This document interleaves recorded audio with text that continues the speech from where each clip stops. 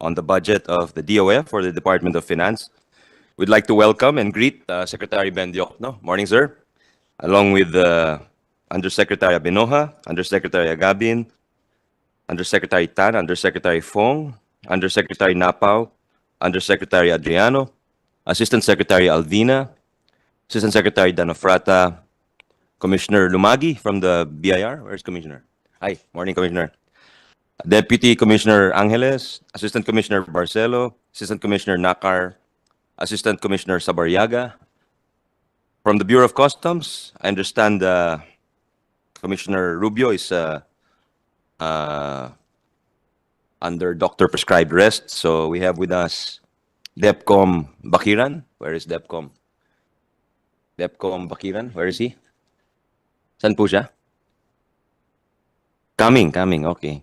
DepCom Juvimax Uy, DepCom Fermin, Attorney Balgomera, Cecil Soriano, Chief Paulite of the Budget Division.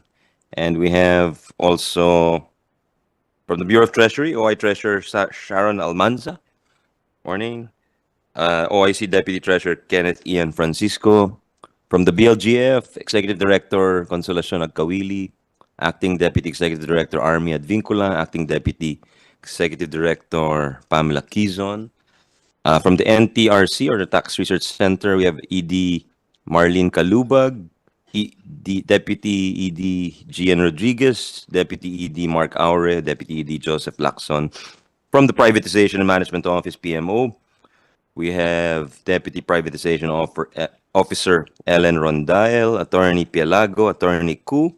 From the Insurance Commission, we have DepCom Erickson Balmes. From the CBAA, Central Board of Assessment Appeals, we have Chairperson Robert Tobia, Attorney Gualberto Oizon Jr. From the Philippine Crop Insurance Corporation, we have Attorney Jovi Bernabe. Morning, sir. From the Philippine Tax Academy, President Gil Beltran, former USEC, of course. From the Philippine Guarantee Corporation, we have President Alberto Pascual. See. Hey, morning, sir. From the AMLAC, or the Anti-Money Laundering Council, we have Matthew David, Executive Director. Where's Executive Director David? Morning, Director. OIC, Detection and Prevention Department, Arnold Cabanlit. Deputy Director Erano Dumale. Acting Deputy Director Jacqueline Borja. Did I miss anyone, Comsec? Just one, sir. Attorney Jovi C. Bernabe. You mentioned, yeah. Okay. Okay. Just inform me if anyone else arrives so we can acknowledge them. Yes po. Our Insurance Commissioner, Ray Regalado.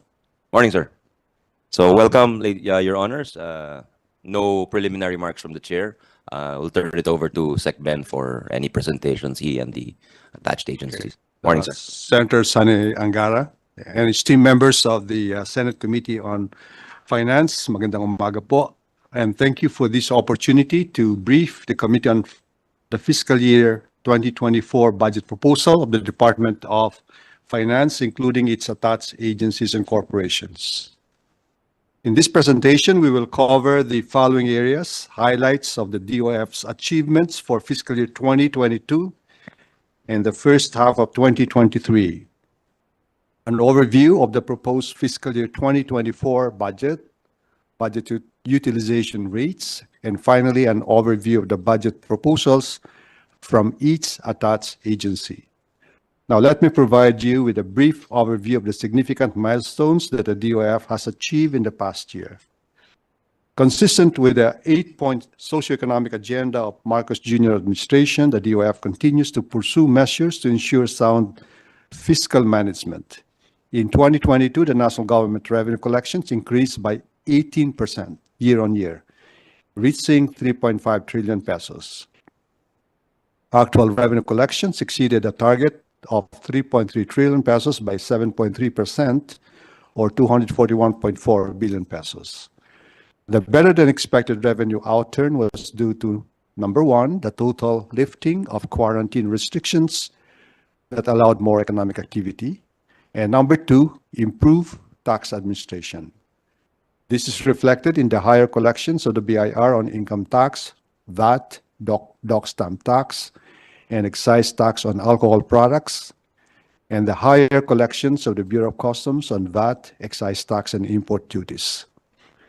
Non-tax revenues also contributed significantly to the overperformance in 2022.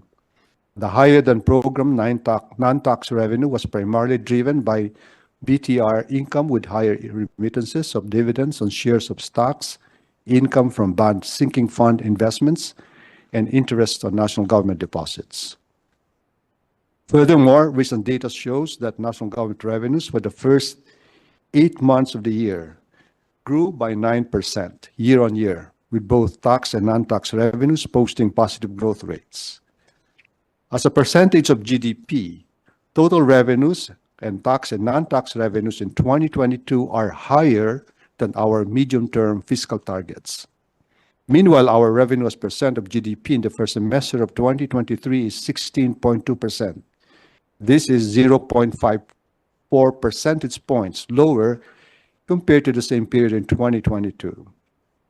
Now, let me explain the lower revenue ratios. These are due to two factors. First, the cash flow impact of the shift in value-added tax payments from monthly to quarterly. And second, the second tranche reduction in personal income tax rates in the amount of 74 billion pesos. However, our revenue to GDP ratio for the first semester is still above the full year 2023 target of 15.2%. Meanwhile, the tax to GDP ratio for the first semester of the year of 14.5% is on track to meeting the full year target of 14.4%. To fund the deficit and refinance our maturing obligations, the Department of Finance continues to borrow prudently. Our actual debt to GDP last year of 60.9% is significantly lower than the 62% assumption under the medium-term fiscal framework commitment. As of the first semester of 2023, the debt to GDP ratio is at 61%, lower than the full-year target of 61.4%. And with our deficit program down to 6.1% this year and 5.1% next year, we are confident that we will be able to achieve the medium-term fiscal framework's near-term target of reducing our debt to GDP ratio to below 60% by 2025, if not earlier. Last July, President Ferdinand R. Marcos Jr. signed into law the Maharlika Investment Fund Act of 2023, establishing the country's first-ever sovereign investment fund. The fund will serve as a platform for local and foreign capital, large global funds, global financial institutions, multilateral partners, and other sovereign wealth funds to make direct equity investments in Philippine ventures and projects. In our case, we will focus on infrastructure flagship projects, particularly public road networks, tollways, railways, green energy, water resources, agro-industrial ventures, and telecommunications. We will continue to work with Congress in pushing for key reform crucial to accelerating development. These include the excise tax on single-use plastics, rationalization of the mining fiscal regime, motor vehicle road users tax, excise tax on sweetened beverages and junk foods, tax on premixed alcohol, VAT on digital service providers, carbon taxation, and capital market development bill, and packages 3 and 4 of the comprehensive tax reform program. Now, let me brief you on the DOF's proposed 2024 budget. For the upcoming fiscal year, the Department of Finance and its attached agencies have put forth a consolidated budget proposal of 32.4 billion pesos in alignment with the approved fiscal year 2024 NEP. This comprehensive allocation encompasses new general appropriations, automatic appropriations, budgetary support to government corporations, and unprogrammed appropriations. Our consolidated budget reflects a prudent 3.6% increase from the budget levels of fiscal year 2023. The general appropriations constitute the largest portion of our proposed budget totaling 24.7 billion pesos, a notable increase of 2.8 billion pesos compared to the fiscal year 2023 GAA levels. The general appropriations will be distributed among vital agencies, including the Office of the Secretary, Bureau of Customs, Bureau of Internal Revenue, Bureau of Local Government Finance, Bureau of Treasury, Central Board of Assessment Appeals, National Tax Research Center, Privatization and Management Office, and the Insurance Commission. Automatic appropriations totaling 2.9 billion pesos are directed toward the retirement and life insurance premiums, or RLIP, as well as the special accounts in the general fund for the Bureau of Customs Non-Intrusive Container Inspection System Project Fund and Super Green Lane Fund. The budget for the Insurance Commission is also included in this category. Budget support to government-owned and controlled corporations amounts to 4.5 billion pesos, mainly allocated for the Philippine Crop Insurance Corporation's crop insurance program. Additionally, 29.8 million pesos has been allocated for the Philippine Tax Academy's specialized tax and education management programs. Furthermore, a proposed unprogrammed appropriation of 210.6 million pesos is included for the refund of the service development fee for the Nampidai property in Japan. Let me provide you with an overview of the post-budget allocations per attached agencies.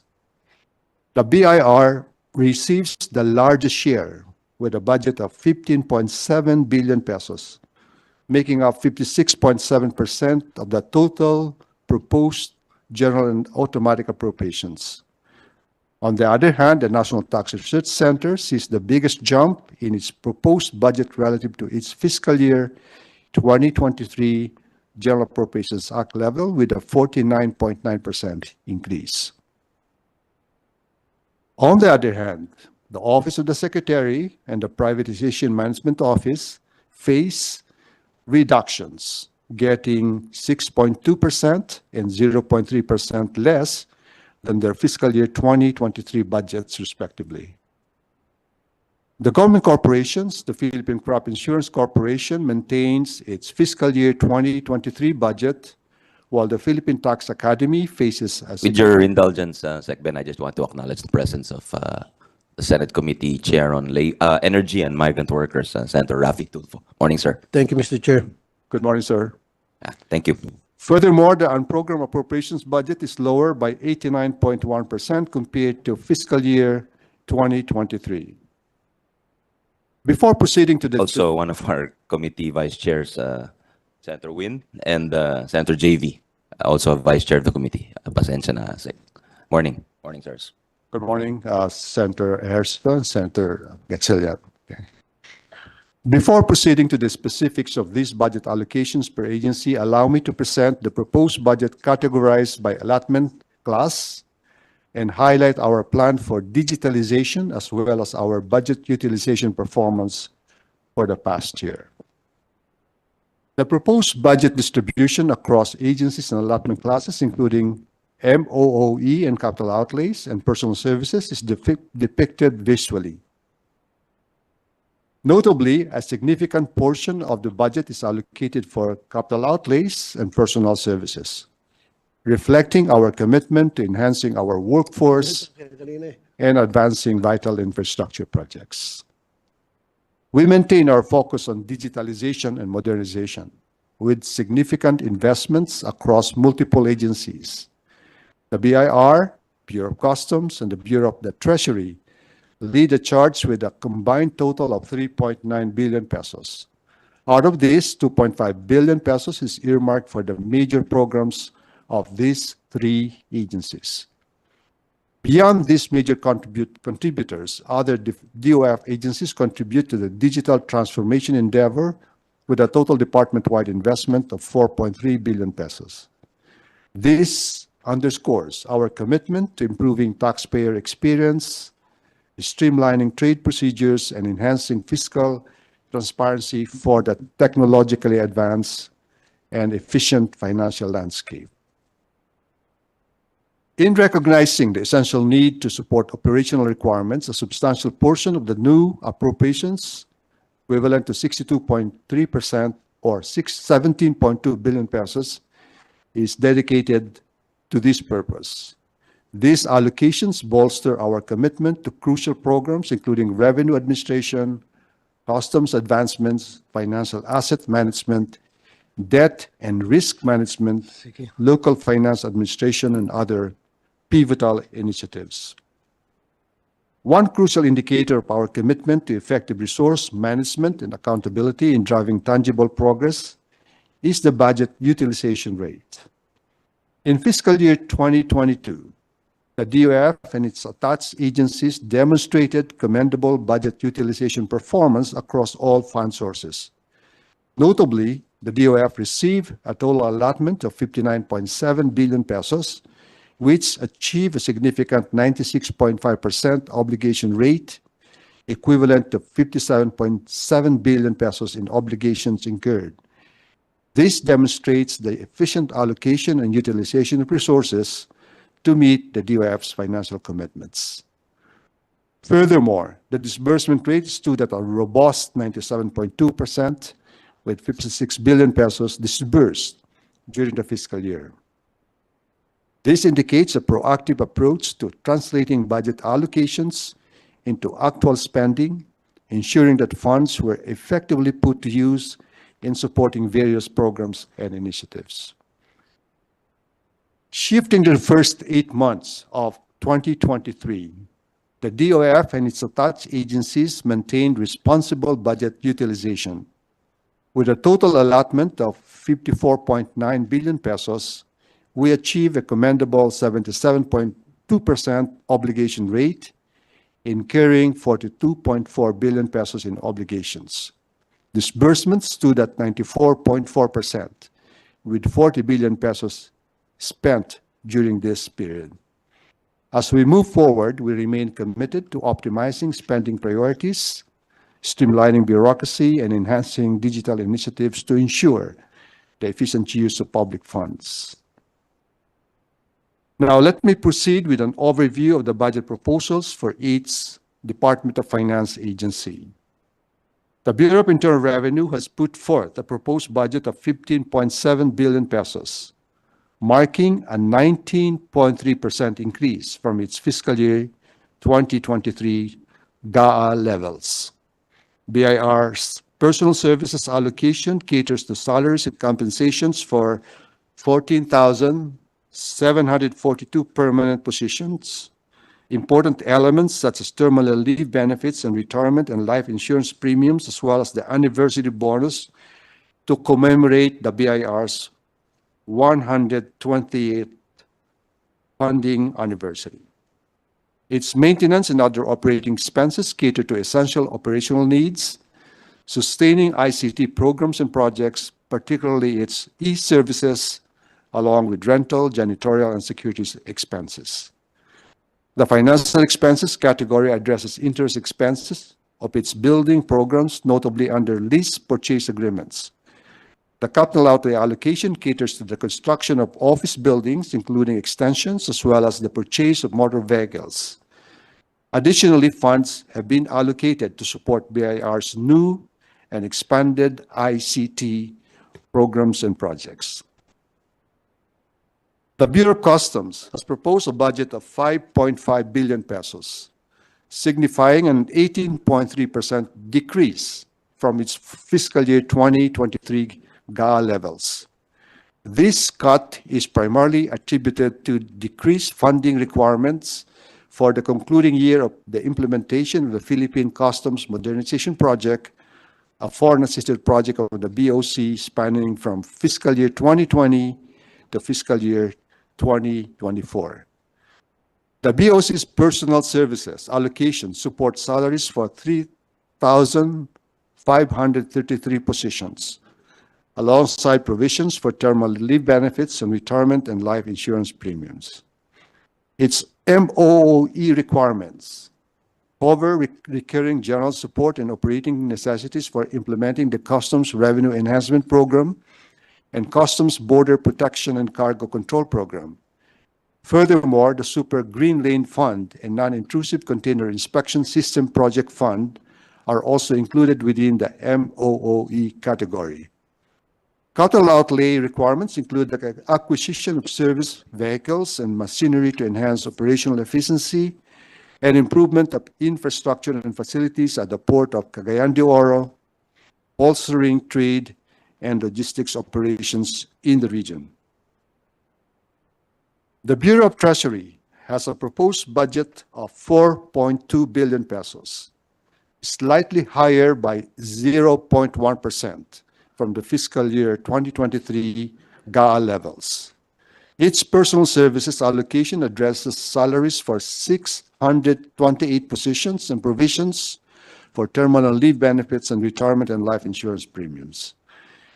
MOOE support core programs including financial asset management, debt and risk management, and national government accounting. Additionally, the slight increase in MOE expenses is solely attributed to the reclassification of the financial expenses account for assets transferred to the national government through the BTR. BTR's capital outlay requirements encompass funding for its membership, quota subscription, and equity contribution to multilateral institutions under the International Commitments Fund. A total of 1.2 billion pesos is proposed for the Department of Finance, Office of the Secretary, signifying a net reduction of 5.2% from our fiscal year 2023 GAA levels. Within this allocation, personal services requirements encompass basic salaries, compensations, terminal leave benefits, and retirement and life insurance premium for 447 positions. MOOE covered general support and operational requirements, and this allocation facilitates the execution of the Financial Sustainability and Revenue Strengthening Program along with the Asset Liability Management Program. The 10.4% increase in MOOE is attributed to ICT projects, climate change expenditures in alignment with our commitment to environmental sustainability, expansion of our information management service operations to enhance communication platforms and channels, funding for the People's Survival Fund Board Secretariat, and the ICF Fund for National and International Obligations. The CO requirements primarily cater to our digitalization and modernization initiatives.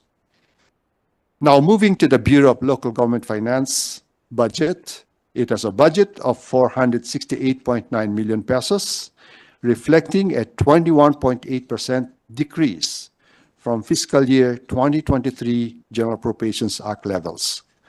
Its personal services allocation caters to salaries of 310 positions and provisions for terminal leave benefits and retirement and life insurance premiums.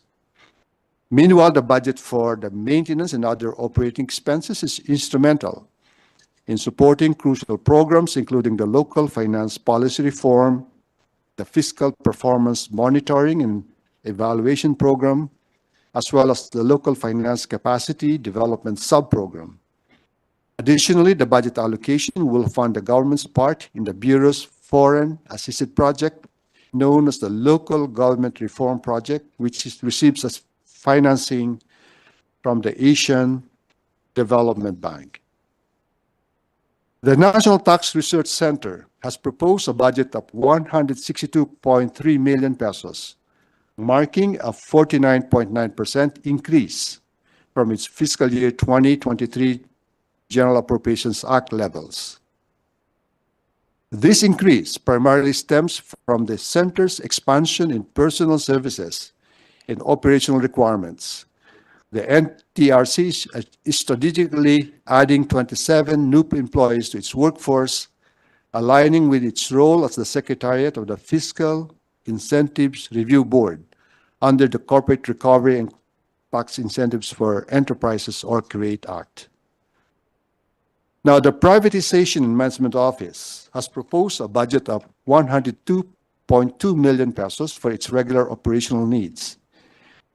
This allocation will enable the PMO to effectively oversee the privatization of government assets and ensure the effective management of state-owned enterprises. The Insurance Commission has proposed a budget of 6,000 pesos under the new general appropriations, primarily designated for augmentation purposes. This is because the majority of IC's funding requirements are sourced from its special accounts in the general fund. Specifically, the Insurance Commission's personal services expenses are covered by the Pre-Need Fund, or SAGF 152, while its MOOE and capital outlay are financed through the Insurance Fund or special account in the General Fund 151. The Central Board of Assessment Appeals has a proposed budget of 17.6 million pesos for its operating needs. This budget will empower the CBAA to effectively fulfill its responsibilities centered on resolving assessment disputes and ensuring equitable resolution of valuation cases. The proposed support for the government corporations aims to advance the agricultural and economic sectors. The PCIC has proposed a budget of 4.5 billion pesos, enhancing its capacity to provide affordable insurance to farmers. This support helps them recover from losses due to natural calamities, plant diseases, and pest infestations, strengthening agricultural resilience, and supporting farming communities. Meanwhile, the Philippine Tax Academy has proposed 29.8 million pesos, a reduction of 69.8% from its fiscal year 2023 GAA levels. The PTA provides tax education and training programs to the government personnel, enhancing their taxation knowledge and skills. Despite the reduced budgetary support, the PTA will continue its mission of enhancing tax expertise and promoting effective tax administration. On-program appropriations for fiscal year 2024 remain consistent with fiscal year 2023 GAA levels at 210.6 million pesos. This allocation is dedicated to refunding the service development fee for the non-PDI properties development rights in Japan, aligning our commitment to regulatory and financial obligations.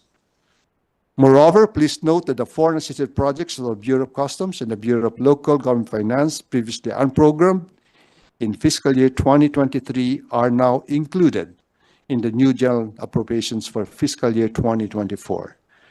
This strategic realignment optimizes resource allocation and ensures the smooth implementation of critical projects.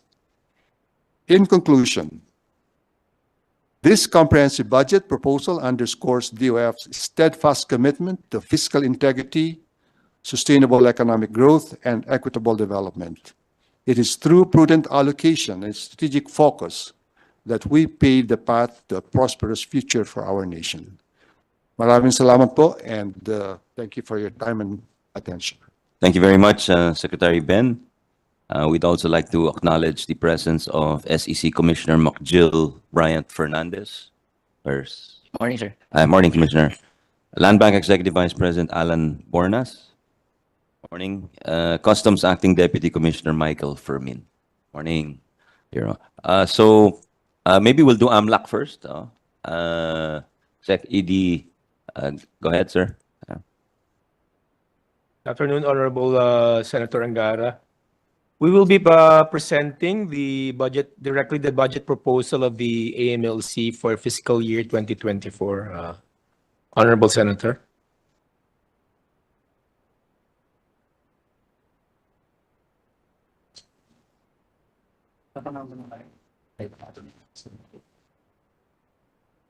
It's quite a long presentation. No? I think you can breeze through it and just give us your budgetary highlights, maybe a bit on your programs, and if you have new programs, and what are you focusing on that is relatively new. Tapos maybe yung status natin sa FATF, that's always a concern, and then talk about your budget utilization and your budget for next year.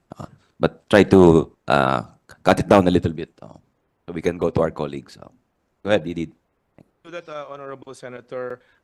First, Senator, the presentation will focus first on the budget proper for 2024, and then the other accomplishments and projects of the AMLC. We'll shorten the presentation, Honorable Senator. We'll go first to the financial performance of the AMLC for fiscal year 2022. For this fiscal year, the agency, the AMLC, has an allotment of, for the agency-specific budget, for allotment of 147,342,000. For obligation incurred, we have 114,050,000 pesos. For disbursement, we have 46 million. And for unobligated allotment, we have 33 million. And unpaid obligations for 67 million. For continuing appropriation for agency-specific budget, we have an allotment received of 85 million. For obligations incurred, 49.9 million. For disbursement, 15.7 million. And for unobligated allotment, 35.9 million. Unpaid obligations of 34 million. To total everything for the financial performance of the AMLC for 2022, for allotment received, we have 233 million.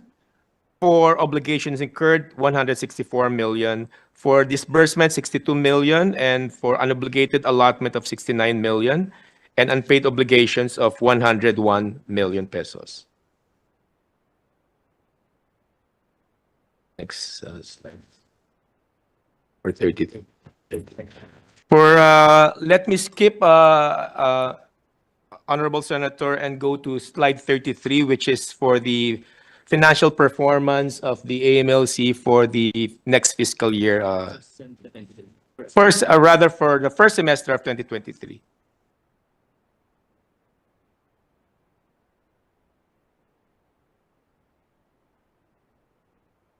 Slide 33. Excellent.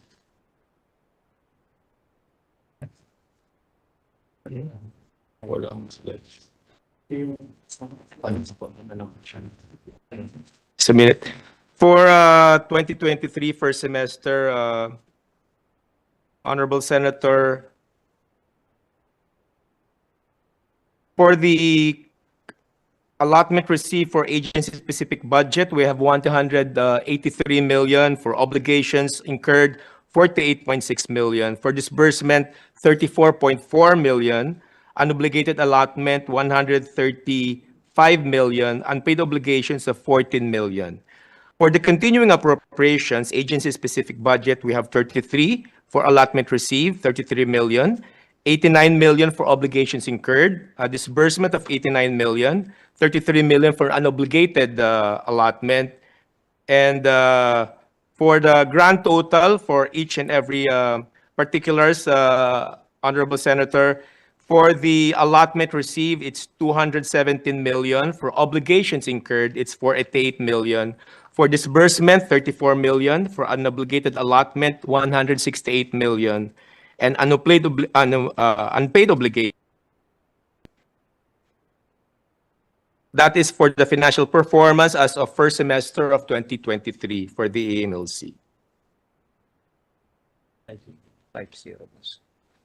Yeah.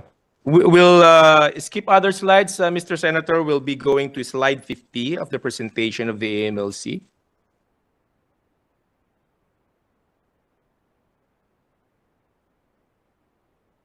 The total proposed budget of AMLC for 2024 is 371,587,206 pesos, Mr. Senator.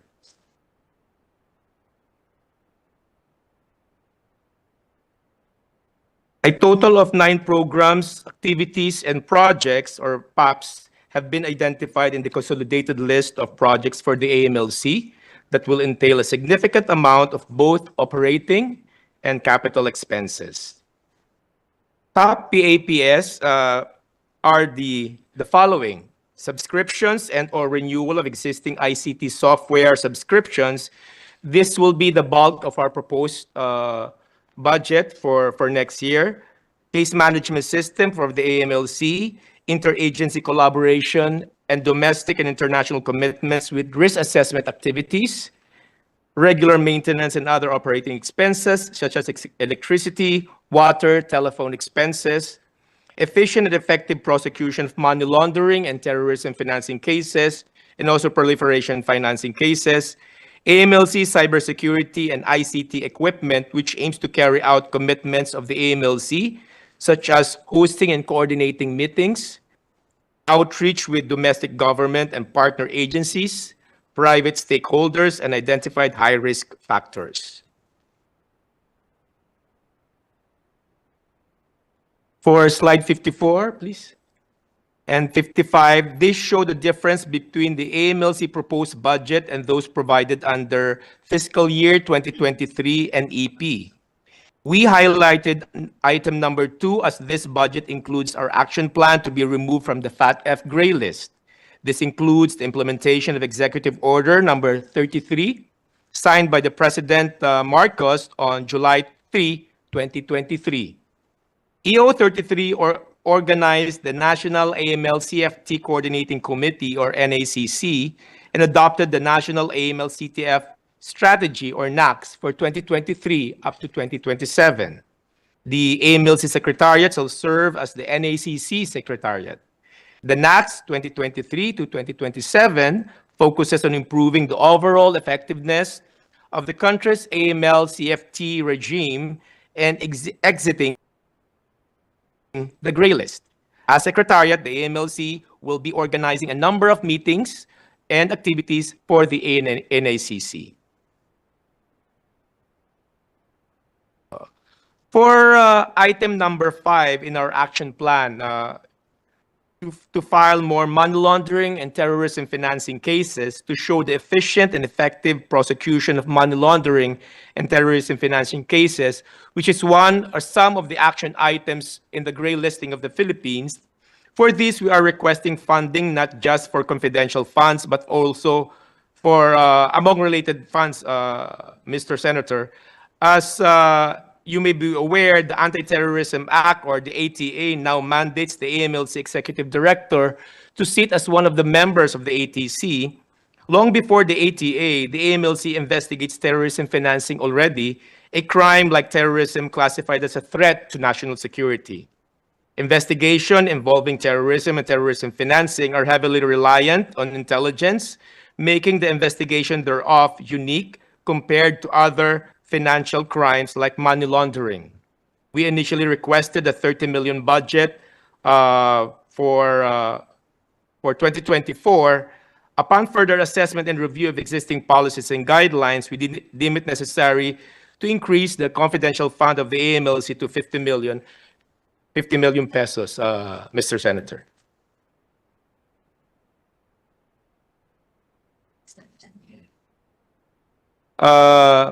Your Honor, we'd like just to update the Senate about the status of the FATF gray listing of the Philippines,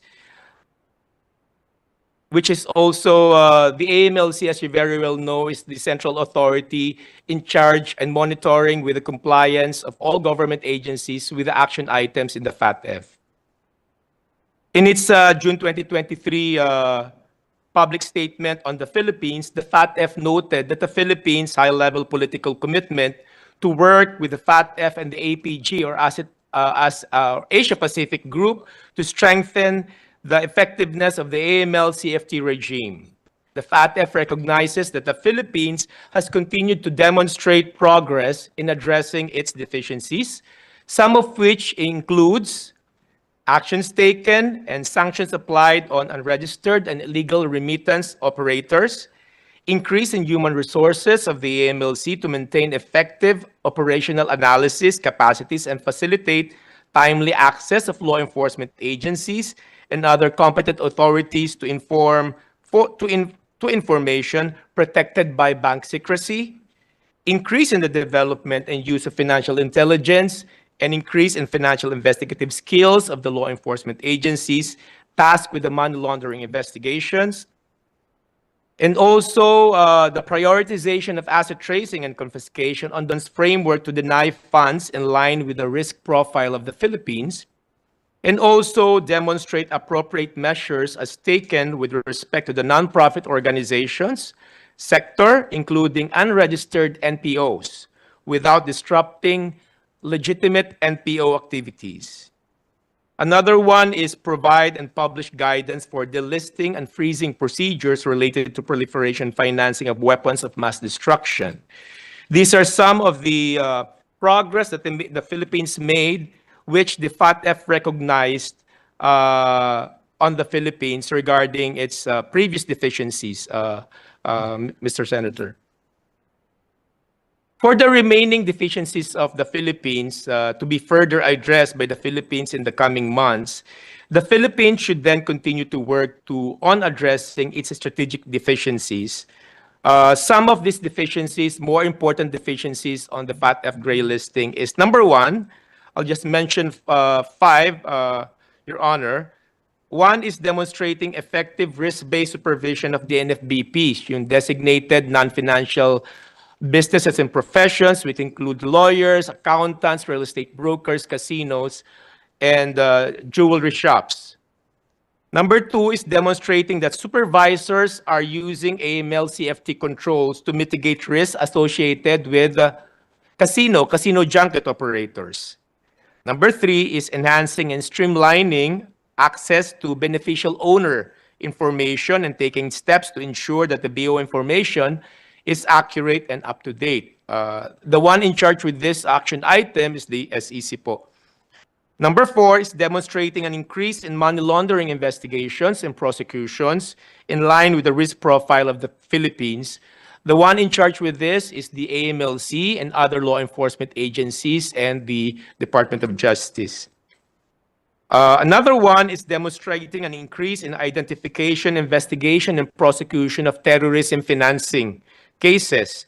The FATF urges to swiftly implement its action plan to address the above-mentioned strategic deficiencies as soon as possible, as all deadline expired in January 2023.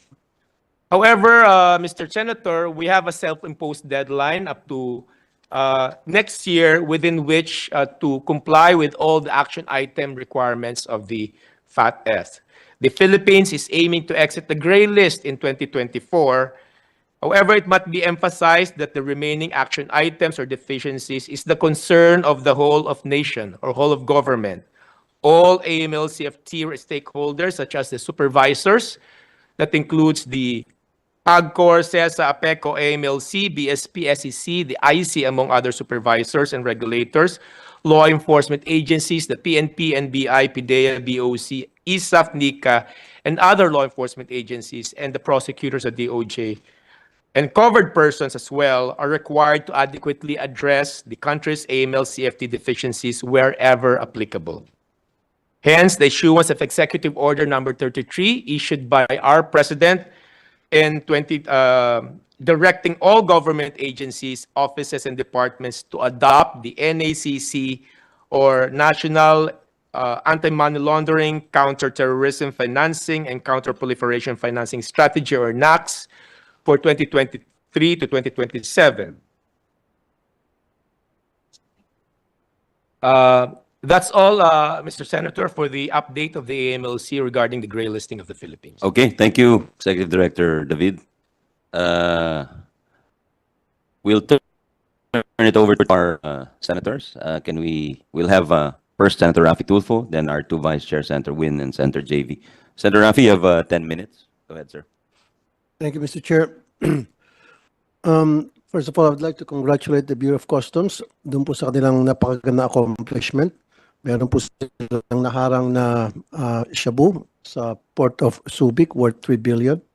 And then nagsagawa sila ng controlled delivery and naturo po doon sa isang warehouse sa Pampanga.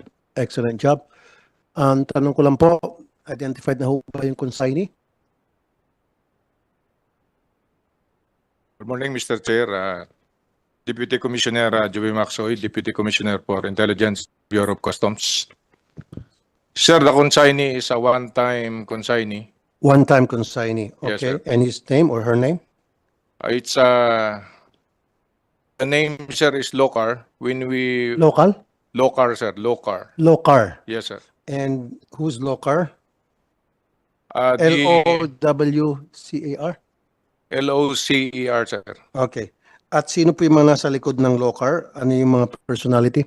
Sir, this operation was a combined operation between the National Bureau of Investigation. Yes, sir. Ang tanong ko lang po, sino po nagmamayari ng Locar? Sir, it is still on the process of investigation by the NBI. Pero sa ngayon, siyempre may pangalan po kayo. Anong pangalan po yung nakalista doon sa Locar bilang mga may-ari? Sir, actually, there is an ongoing operation, sir. I will reveal it to you personally, sir, if you No, allow, sir. ako, unahan na kita. Wala kayong mahuli. Kasi po, yung nakapangalan dyan sa Locar, yan po yung mga taong hindi nyo na po makikita magpakailanman. Karamihan po sa mga consignee, mga may-ari, kung hindi kasambahay, driver, tambay, o dili kaya mga patay na binuhay. And you guys in customs knows that. You know that. And yet nakakalusot. Bakit hindi nyo binibet na mabuti ang mga consignee na nag-a-apply dyan? Di ba dapat pag nag-apply ng consignee ang isang negosyante, he will apply or she will apply as a consignee. Iba merong thorough vetting ang ginagawa. Pero hindi nyo po ginagawa. Paano pong klaseng vetting ang ginagawa nyo po pala? Maumpisa natin. Halimbawa, si Mario, mag-apply siya bilang consignee. Ano po yung proseso? Sir, there is a verification process conducted by the Customs Intelligence Investigation Service. What kind of verification halimbawa? Sir, the addresses, the legality of the documents, and all other, sir, with the background check of all the information. Very good. Yes, sir. Now, kung si Juan, mag-a-apply siya bilang consignee at sasabihin niya, magpaparating siya ng mga kargamento o high-valued goods. Bawa. Tulad nitong si Loca, sabi mo, bago lang, di ho ba? Okay. Now, si Juan mag-a-apply bilang consignee na magpaparating ng high-value goods. Anong klaseng betting ang ginagawa niyo po?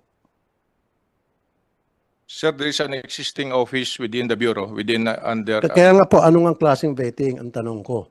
sir, there is Siyempre a... mag-uumpisa, verification, papakita ng ID. Tama?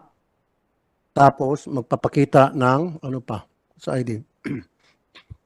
Sir, there are required documents to be submitted, sir, Like? to an importer. Like, The business permit, sir, business the permit? address, the ability, sir. The ability. Okay, sige. Doon sa the ability, anong mga dokumentong hinahanap nyo to prove that he has the ability to ship ng mga kargamento na, like I mentioned, high-valued goods? Of course, sir, the financial capacity is one. Okay. The like specific what? Halimbawa, address, sir, of the importer. okay na yung specific address. Paano nga po? Anong klase mga dokumentong hinahanap nyo na siya talaga ay may kakayahan na mag-import ng mga high-valued goods o ng mga kargamento na lang? Ano po mga requirements? Turuan na kita, bank accounts, right? Yes, sir. Of course, yung bank accounts, madali naman po yung pupunduhan. Now, sa income tax, nagre-require kayo? Income tax return to prove na meron nga siyang 10 million kasi is requirement yun, di ba? Meron nga siyang 10 million pesos sa bank account niya na for all we know, ipinondohan lang last week. Okay? Pustahan tayo dito sa local, kapupondo lang ng bank account nito kung magkano requirements na pera. Pero ang gusto ko malaman, kung yung bang mga may-ari na mga consignee, kung meron ba silang ipinapakita sa inyo na mga tax returns for the past 5 years to show na yung 10 million na pinanggagalingan niya ay legit dahil taxpayer sila at minegosyo sila. Minegosyo sila, taxpayer sila. Now, ang tanong ko, meron ba ganun kayong ginagawa na dapat i-require nyo ang lahat ng consignee na mag-submit at least 5 years of tax return from the BIR to show na talagang hindi sila house show at meron silang capability na magparating ng mga kargamento at hindi sila illegal. Sir, for information, income tax return is a requirement. Hanggang ilang taon? Kasi sir, yung pagpipresenta, ako po ipupusta, papaputol ko ng mga daliri ko ngayon, hanggang 1 taon lang hinihingi nyo. Hindi kayo humingi hanggang 5 years. Kasi yung 1 taon lang hinihingi nyo income tax return, nagagawa ng paraan yan, kung may mga taga-BIR dito, kasabot ang mga taga-BIR, nakakalusot. Kaya ang tanong ko, meron ba kayong 5 taon na income tax return i-require sa mga consignee, pati yung mga nag-open ng mga brokerage? At yan ay BIR, kan talagang totoo, legit, yung mga income tax return na sinasubmit ng mga aplikante para magkaroon ng consignment. Para maging consignee. Dahil kapag sinabi mo, oh, I need those lists and give it to us. At gusto ko manumpa ka muna bago mo ibigay sa aming listahan. Sir, you only allow 1 year submission, sir. Exactly. Yes, sir.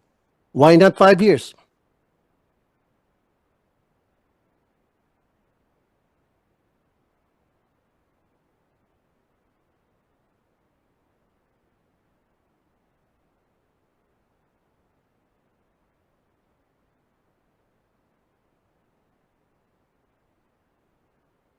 So from now on, nahirap ka sumagot, ayaw na kitang mapahiya.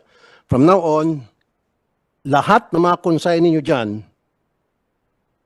itingnan nyo kung sino yung napakaraming may parating na makuha na ng mga kargamento, high-valued goods. Linisin nyo po. I-require nyo lahat ng mga consignee na ito na pumunta sa inyong harapan. In person, physical.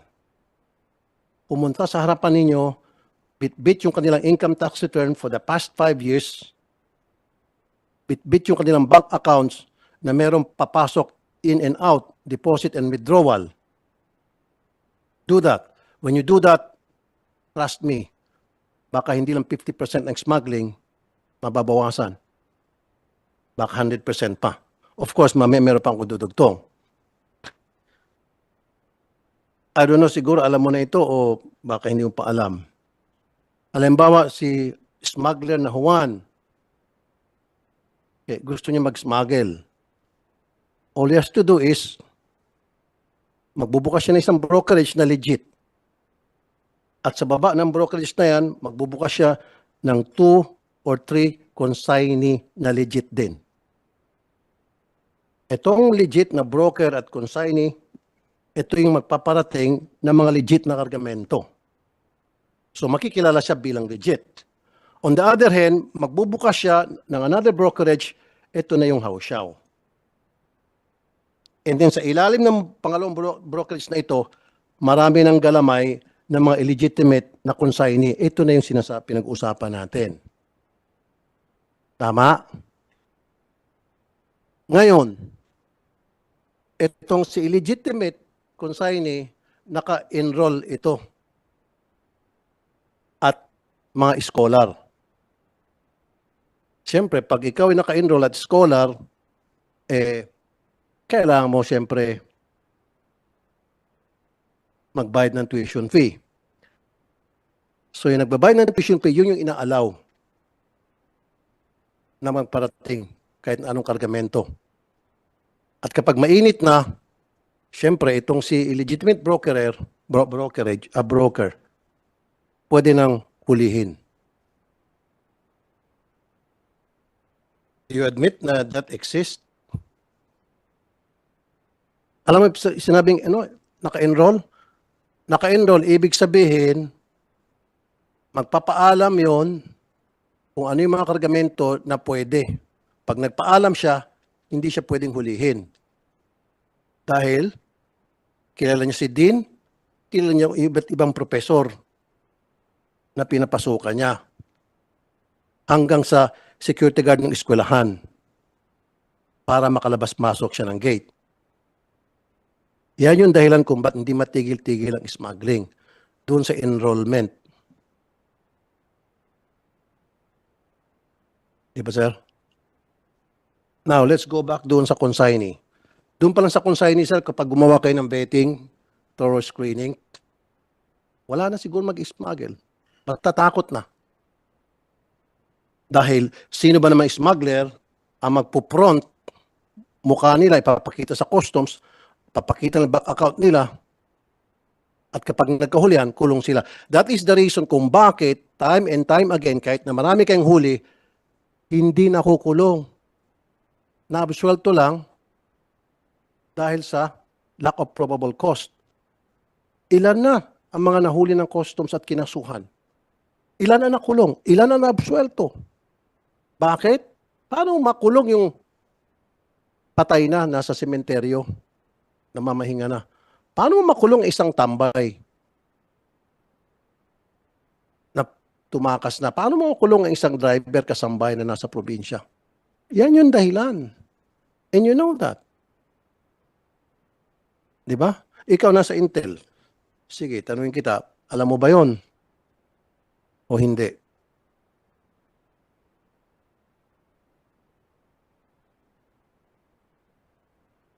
Sir, we are trying to verify all those informations that you have been telling us. We're in fact, sir, I joined the Bureau last year from the Armed Forces. We're in fact, the anti-smuggling of the effort of the Bureau so far is the highest in its history, sir, when I joined the Bureau. The highest this year. Yes, sir. Okay. So, nakita niyo na po ang reason, ang ugat kung bakit mataas pong smuggling. Yes, sir. I'm in the process, and actually, we have case of operation plan undergoing to verify all the process of. Kung talagang smuggling, sir. seryoso po kayo, umpisa niyo po doon sa mga consignee. Ang dami po dyan, consignee for sale. Libo po yan. Patapon. Kapag baluktot yung kargamento, yun po yung ginagamit. Pero pag diretso ang kargamento, yun legitimate. Siyempre, walang mahuli. Walang huliin kasi legitimate eh. Umpisa niyo po sa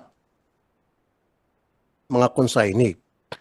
And I know and you know, nakilala niyo po kung sino mga may-ari noon. It just so happened, these people ay naka-enroll. Alam niyo po yung enrollees, ano? Huwag niyo po sabihin, taga-ISAF po kayo, galing kayo sa ISAF? Army, sir. Army, ano pong rango niyo po dati, sir? Major General, sir. Thank you po. Major General. So, I trust your capability na para makahuli nito mga smuggler. Now, I'm helping you and I'm telling you, I'm giving you these tips na para matugis talaga yung mga smuggling activities dyan. Yung tinatawag po na enrollees. Lalo na ngayon po, per months, September, October, November, December, yung 4 na taon yan, tama yung sinabi niyo, mataas po yung smuggling ngayon, and thank you, pag-amin. Yung 4 na buwan yan, God knows, lahat na sigurong klaseng kontrabando pwedeng ipasok. Dahil dyan po magkakapera ang mga smuggler. At syempre, pag nagkapera mga smuggler, magkakapera na rin po yung mga enrollees. At syempre, yung mga enrollees at scholar, meron pinag-reportan doon. Sino po si Aaron? Do you know that? Kapanyo po yan? Nasa radar niyo po ba yan? Aaron is the number 1 smuggler sa Bureau of Customs, sa kasaysayan ng Pilipinas. Pag sama-samahin mo pa mga smuggler ng mga nakaraang panahon since nabuo yung Bureau of Customs up to now, top-notcher po siya. Who is he? Don't tell me, Major General, sir, na hindi nakarating sa inyo yung pangalang Aaron. He's a person of interest, sir. Very good. So far, what have you done? Kung person of interest siya, anong klaseng investigation po ang ginagawa niyo laban dito kay Aaron? Sir, we are existing efforts to prove that he is really one of smugglers to the bureau, in the bureau, sir. Hindi lang po siya, marami pa po mga smuggler, pero siya po talagang top-notcher. So, mabuti naman po at inamin niyo person of interest siya, dig deeper and you'll find out.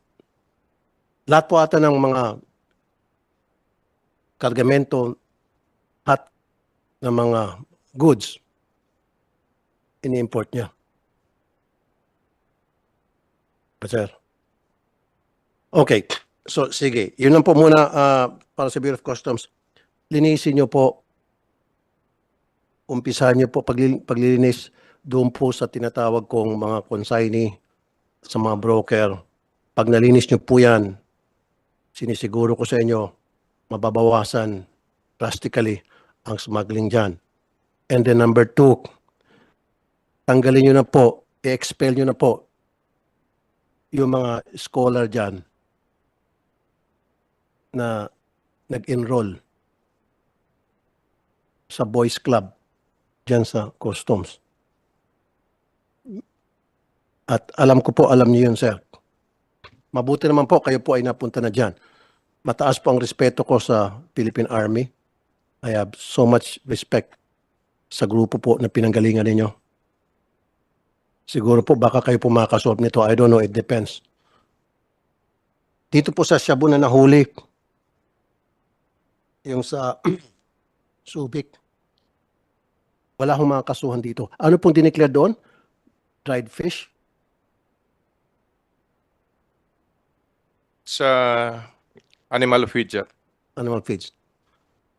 Now, para patunayan ko sa iyo na yung sinasabi ko sa iyo ay totoo kanina. Tingnan mo yung consignee niyan, hindi nyo ma-identify. At kung ma-identify man, kung halimbawa na nakuha niyo yung consignee, hanapan niyo po siya ng bank accounts, hanapan niyo po siya ng tax return, wala po kayo makikita. May pattern po. Ngayon, sasampahan niyo po ng kaso. Maaari nga, baka makahon niyo to, maliit na isda ang nasampahan ng kaso, yung nagamit lang. Pero yung big time smuggler, hindi po nasampahan. Umpisahan niyo po dyan.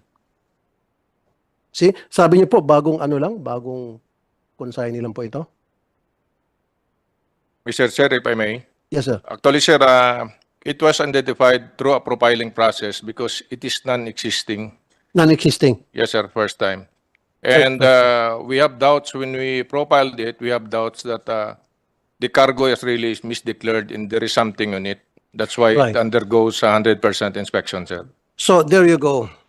Dapat po, General, kapag mayroong mga bagong bukas na mga consignee, and then nag-import sila ng mga high-value goods, di ba dapat magduda na agad kayo? Yun lang yun. Yun naman ginagawa eh. Magbubukas sila ng bago para patapon tulad nito. Okay. Last question na po para sa inyo sa Bureau of Customs. Ilan po ang nakabinbin na kaso ngayon sa DOJ na sinampahan ng mga smugglers na nasampahan ng kaso? At sino-sino po itong mga taon to?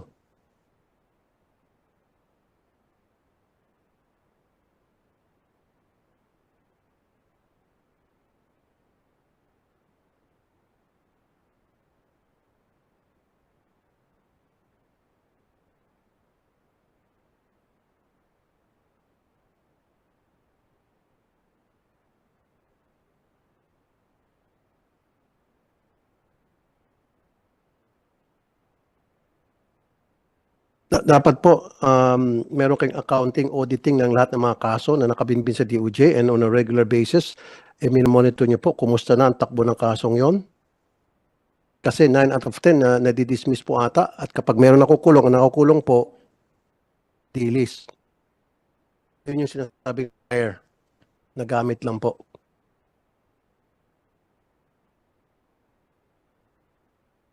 So give us a list of cases na pending para mapabilis tayo.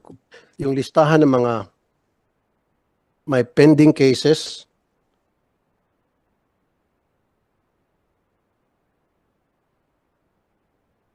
Ito po pala, binigay ng staff ko. Out of 159 cases, 76 ang binasura ng DOJ because kulang sa probable cause o missing or lack of submission of pertinent documents or evidence. Yan na po yung sinasabi ko. Kulang sa mga ebidensya na pagkakilanlan ng tao, isa na dun.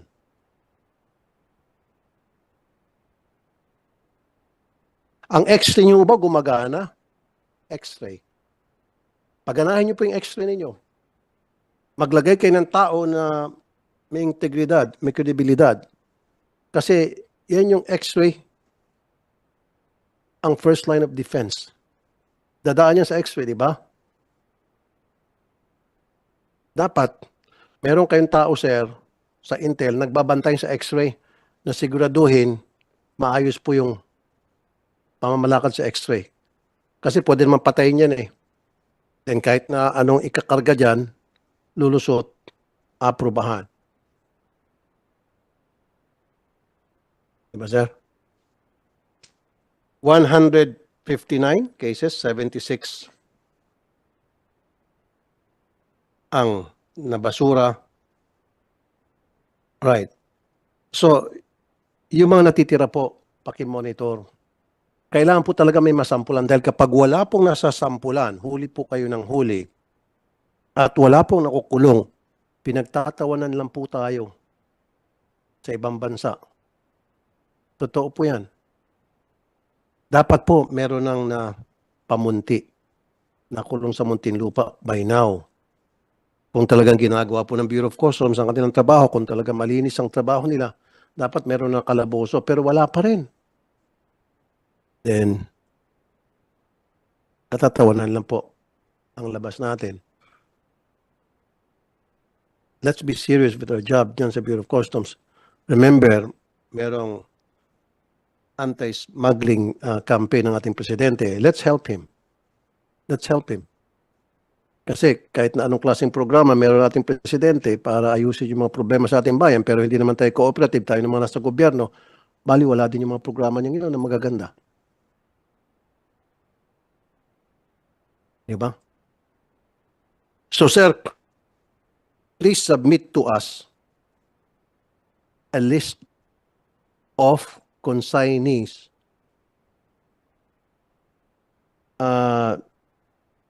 lalo na po yung mga matataas ang volume. Doon tayo mag-umpisa. Sino to mga consignee na matataas yung volume ng importation? Let's start with that. And then, gumawa kayo ng vetting sa mga nakalistang may-ari nito. Pustahan tayo. Kunyari magsasabit ka sa akin ng 500, baka 999 mababasura ninyo. I promise you that. I promise you that. Kung talagang you'll do it diligently. And then, siyempre, pag bura natin 99% ng mga consignee na nakita nyo questionable, is accomplishment sa inyo yun. Matutuwa ang presidente, matutuwa ang taong bayan. Baka mamaya ikaw na maging commissioner. O, di ba, sir? Oh, thank you, sir. Now, Tulfo, please wrap up. Actually, you've consumed Okay, 16 sige. minutes. Yun lang po, i-wrap up na lang We po. allot 10 minutes, but because you were on a roll, we let you go. Thank you, sir. Yeah. Thank you. Yan lang po, Mr. Chair. No, you can have a second round if you wish. Okay, But sige. just to be fair to our colleagues, Yes, sir. I hope you don't Thank mind. you. I don't mind. So, DepCom, salamat sa mga pagsagot mo sa akin, and most of your answers were really straightforward at hindi na ako pinapaligoy-ligoy, unlike other resource persons. Pag kinakausap mo rito, pinapaligoy-ligoy ako. Ikaw, diretso talaga makikita yung katapangan mo bilang isang militar. Saludo po sa inyo, General, sir. Thank you. Thank you very much, Senator Rafi, for exposing these things. Next is our Vice Chair, Senator Win Gatchalian, who is also the Senate Committee Chair of the Committee on Ways and Means. So, thank you, Vice Chair Sen Win. You have 10 minutes, sir. Thank you, Mr. Chairman. Mr. Chairman, I'll start off where some items on the budget, and this is actually a favorite question of Senator Joel Villanueva, but I'll take the cudgel since he's not here. This is on the issue of unfilled positions, Mr. Chairman. And we're just looking at the staffing summary of DOF and its attached agencies on unfilled positions.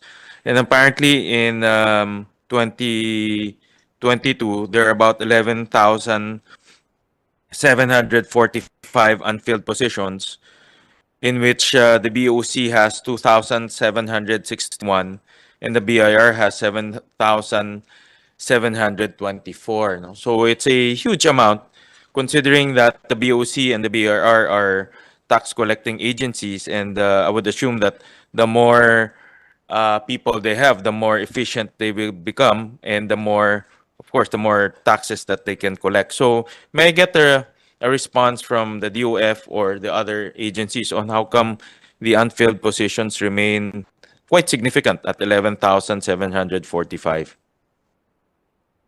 Your Honor, I think you're right. It's the BOC and the BIR which have a lot of unfilled positions. So can we ask BIR and BOC to answer? Can I ask the respective departments, maybe the With Commissioner Jun, yeah, and then we'll go to BOC afterwards. Good morning, Mr. Chair. For BIR, the main problems that we're having is first, well, we're addressing it right now. We're active in the promotion so that we can hire more employees. And also, we're also aggressive on the HRM Prime so that the regions can now also hire on their own without undergoing through the national office. And our main problem is it's the difficulty in recruiting personnel, considering the low salary that the BIR has compared with other government agencies, like for our lawyers and our accountants. The salary of BIR officials compared with, like, for example, a prosecutor or a PAO, it's very, very, and it's not competitive. So that's where we're having problems with. And but we're doing our best to fill these positions, and we're active in recruiting. So that's for BIR, Mr. Chair. For the BOC, the BOC has about 2,761 unfilled positions. Good morning, Your Honor. Acting Deputy Commissioner Michael Fermin for the Bureau of Customs. For the Bureau of Customs, we have 2,761 unfilled positions. Your Honor, we have already published positions totaling of 1,547. That is for the 2022 publication, with a total of 940 and another 607 this year. Do you also encounter the same problems? Is it an issue of salary? Is it an issue of process? May I ask the commissioner again? Is it an issue of process or an issue of salary, or an issue of attrition?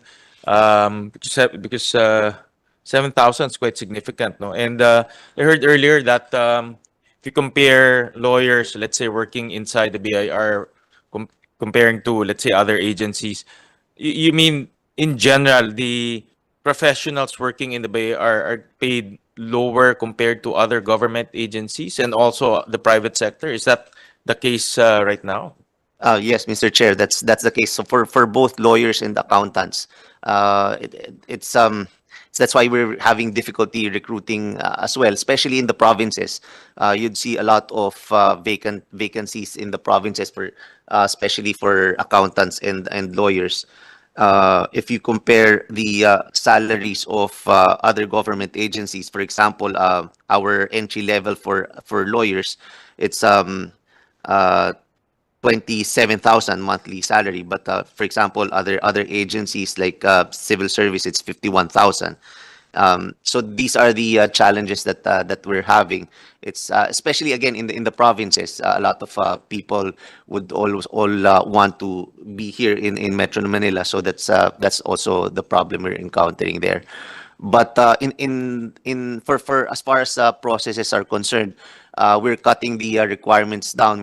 We're trying to fix that as well by having our agency accredited as a HRM Prime with the civil service, again, so that the regions can also quickly hire without going through the hiring process that would go all the way up to the national office, and that I would no longer have to sign these recruitment or original appointments. So in terms of appointments, we're doing things, or we're addressing that particular issue. the basic, I think, is the salary package. No? I think no process, no matter how we improve the process, if the basic attraction, which is the salary, is low, it's going to be very difficult for the BIR and the BOC also to attract talent. Especially, this is an enforcement. This is an enforcement group, and we need to also have high level of, or at least industry level packages, so that we can ward off temptation, we can attract the best talent, and also improve credibility and integrity within the office. So, what do you suggest, Commissioner? Do you suggest to, obviously, the obvious answer is to increase, no? But do you suggest, what reforms do you suggest that we should undertake in order to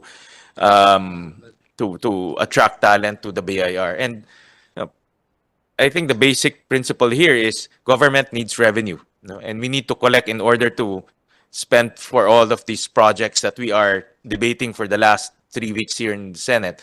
Without collecting revenue, it's pointless to talk about how to spend it. So I think the first order's business is how to collect efficiency. How do we have enough manpower to collect what we need to collect? And do we have enough talented people to do the analysis and all the collection? So what do you suggest in order to rectify this issue? Well, thank you for that, for those comments, Mr. Chair. We really need to support for the we need support for the adjustment of the salaries, because it will really help a lot in attracting talents, especially for accountants and lawyers, and also as far as improving the plantilla items as well, because currently we have a lot of divisions or service that should be created, but again, due to some limitations, we're not able to create certain services or divisions. So, but this will greatly help a lot if we have increase in salaries, because it will be hopefully competitive with the private, and most especially with other government agencies as well. I think even within government agencies, BIR compared to government agencies is not competitive. Yes, BIR competing with the private sector, that's already because of the low salary level. But BIR BOC competing with, let's say, the Senate or the PAO even, I think that's already, the gap is already quite big. Yes. So I think the first order of business there is at least be competitive among government agencies, because that's a fair comparison. Because if other government agencies is actually poaching from you and bringing it to other agencies, then we're reducing the capability of our tax collecting agency. So I think it's just proper to make it at par within government, within government, because it's BIR that's collecting and paying the salaries of everyone in government. That's actually it's happening already. I've been signing a lot of transfers to other government agencies, because a lot of our employees would like to move to other government agencies that give higher salaries. So it's a challenge in recruitment as well as in resignation or transfers. So we really hope that we can have these salary adjustment for our people, Mr. Chair. With your permission, Senwin, it's not a new problem, no? And the thing is, we passed a law to raise the salaries of prosecutors. There was a special law. There's also a special law which raised the salaries effectively of the Solicitor General, di ba? So, naiwan talaga yung and of course, BSP, we all know BSP, SEC are very competitive. So, talaga, it's a very interesting discussion, and I'm glad you raised it. And an attempt in the past was made to address this with the lateral attrition law. Pero syempre, ayaw rin ng mga ibang, ayaw rin ng ibang katawan ng bureau yon, dahil hindi lang raise yon, may sanction din if you don't meet your your targets, no? So, Sec Ben, I'll ask you in the abstract.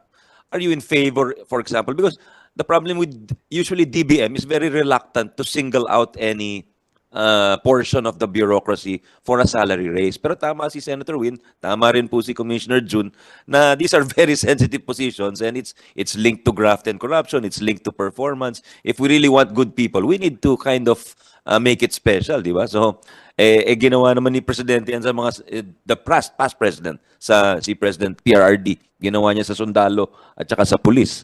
So, if it's the president who says so, then of course you can single out. Pero in the past, I noticed DBM. I don't know if this was your position, Sec Ben, when you were DBM, no. But I noticed past DBMs are always reluctant, parang as a matter of fairness and equal protection, to single out any bureau or department for usually gusto nila SSL lagi, salary standardization. So, what's your opinion on that?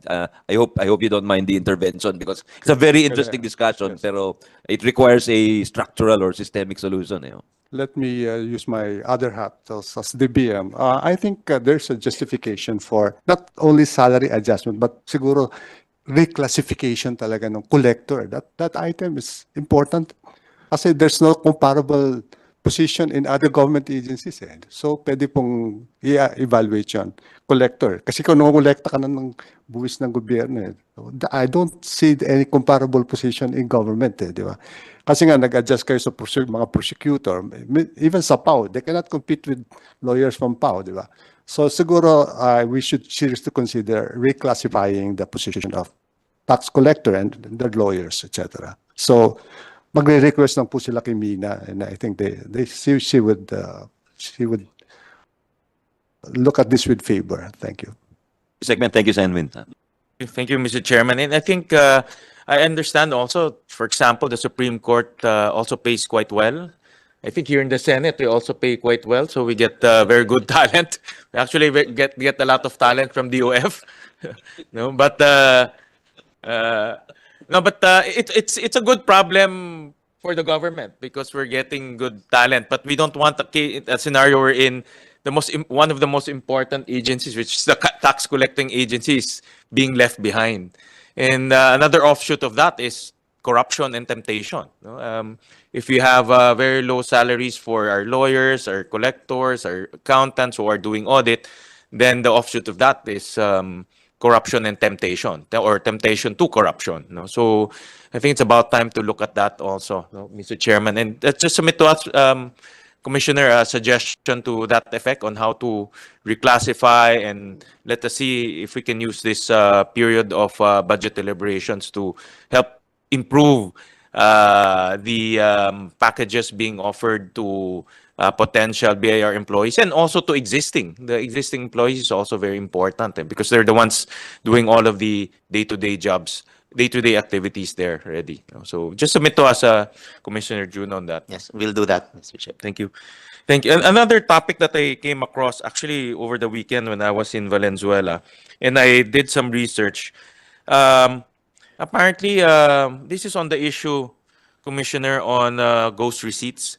And I read in a news report, this is from Business World, that the value of ghost receipts have ballooned to about 1.3 trillion pesos. And the BIR in June filed criminal cases against buyers of fake receipts to a tune of about 17.9 billion pesos. But I want to share a story that I came across. Ito over this weekend, I talked to one of our constituents in Valenzuela, a small business owner, and apparently they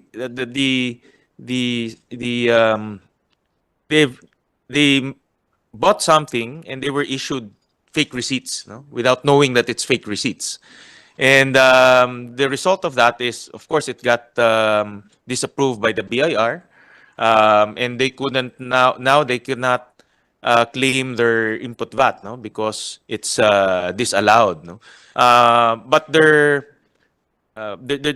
story to me is they didn't know that these are fake receipts. They are buyers in good faith and they were issued fake receipts. But then again, they're now in a quandary because they cannot claim their input VAT. So apparently this issue of ghost receipts is quite serious. No, if it's we're talking about trillions of pesos, then it's now trillions of pesos of fraudulent receipts are going around the system, and of course it will affect not only government collection but our taxpayers who are doing honest business. No, so can we get some updates on this and what the BIR is doing in order to arrest this problem? Thank you for that observation and question. Actually, well, we've created a task force to address this problem, and we created the Run After Fake Transactions.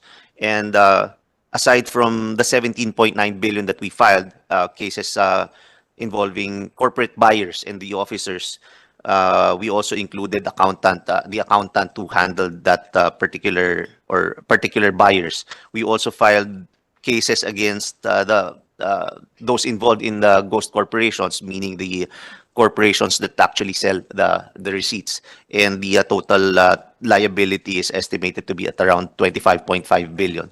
And that's true that the total amount of the transaction involves already around the trillion.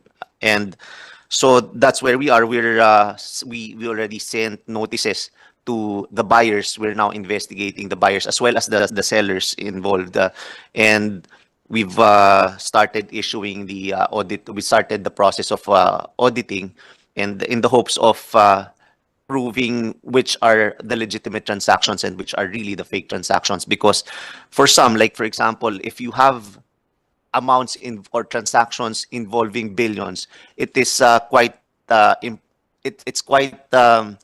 difficult to see that the buyer would be innocent in that sense if the transaction is huge, and especially if you only have one particular receipt for that particular transaction.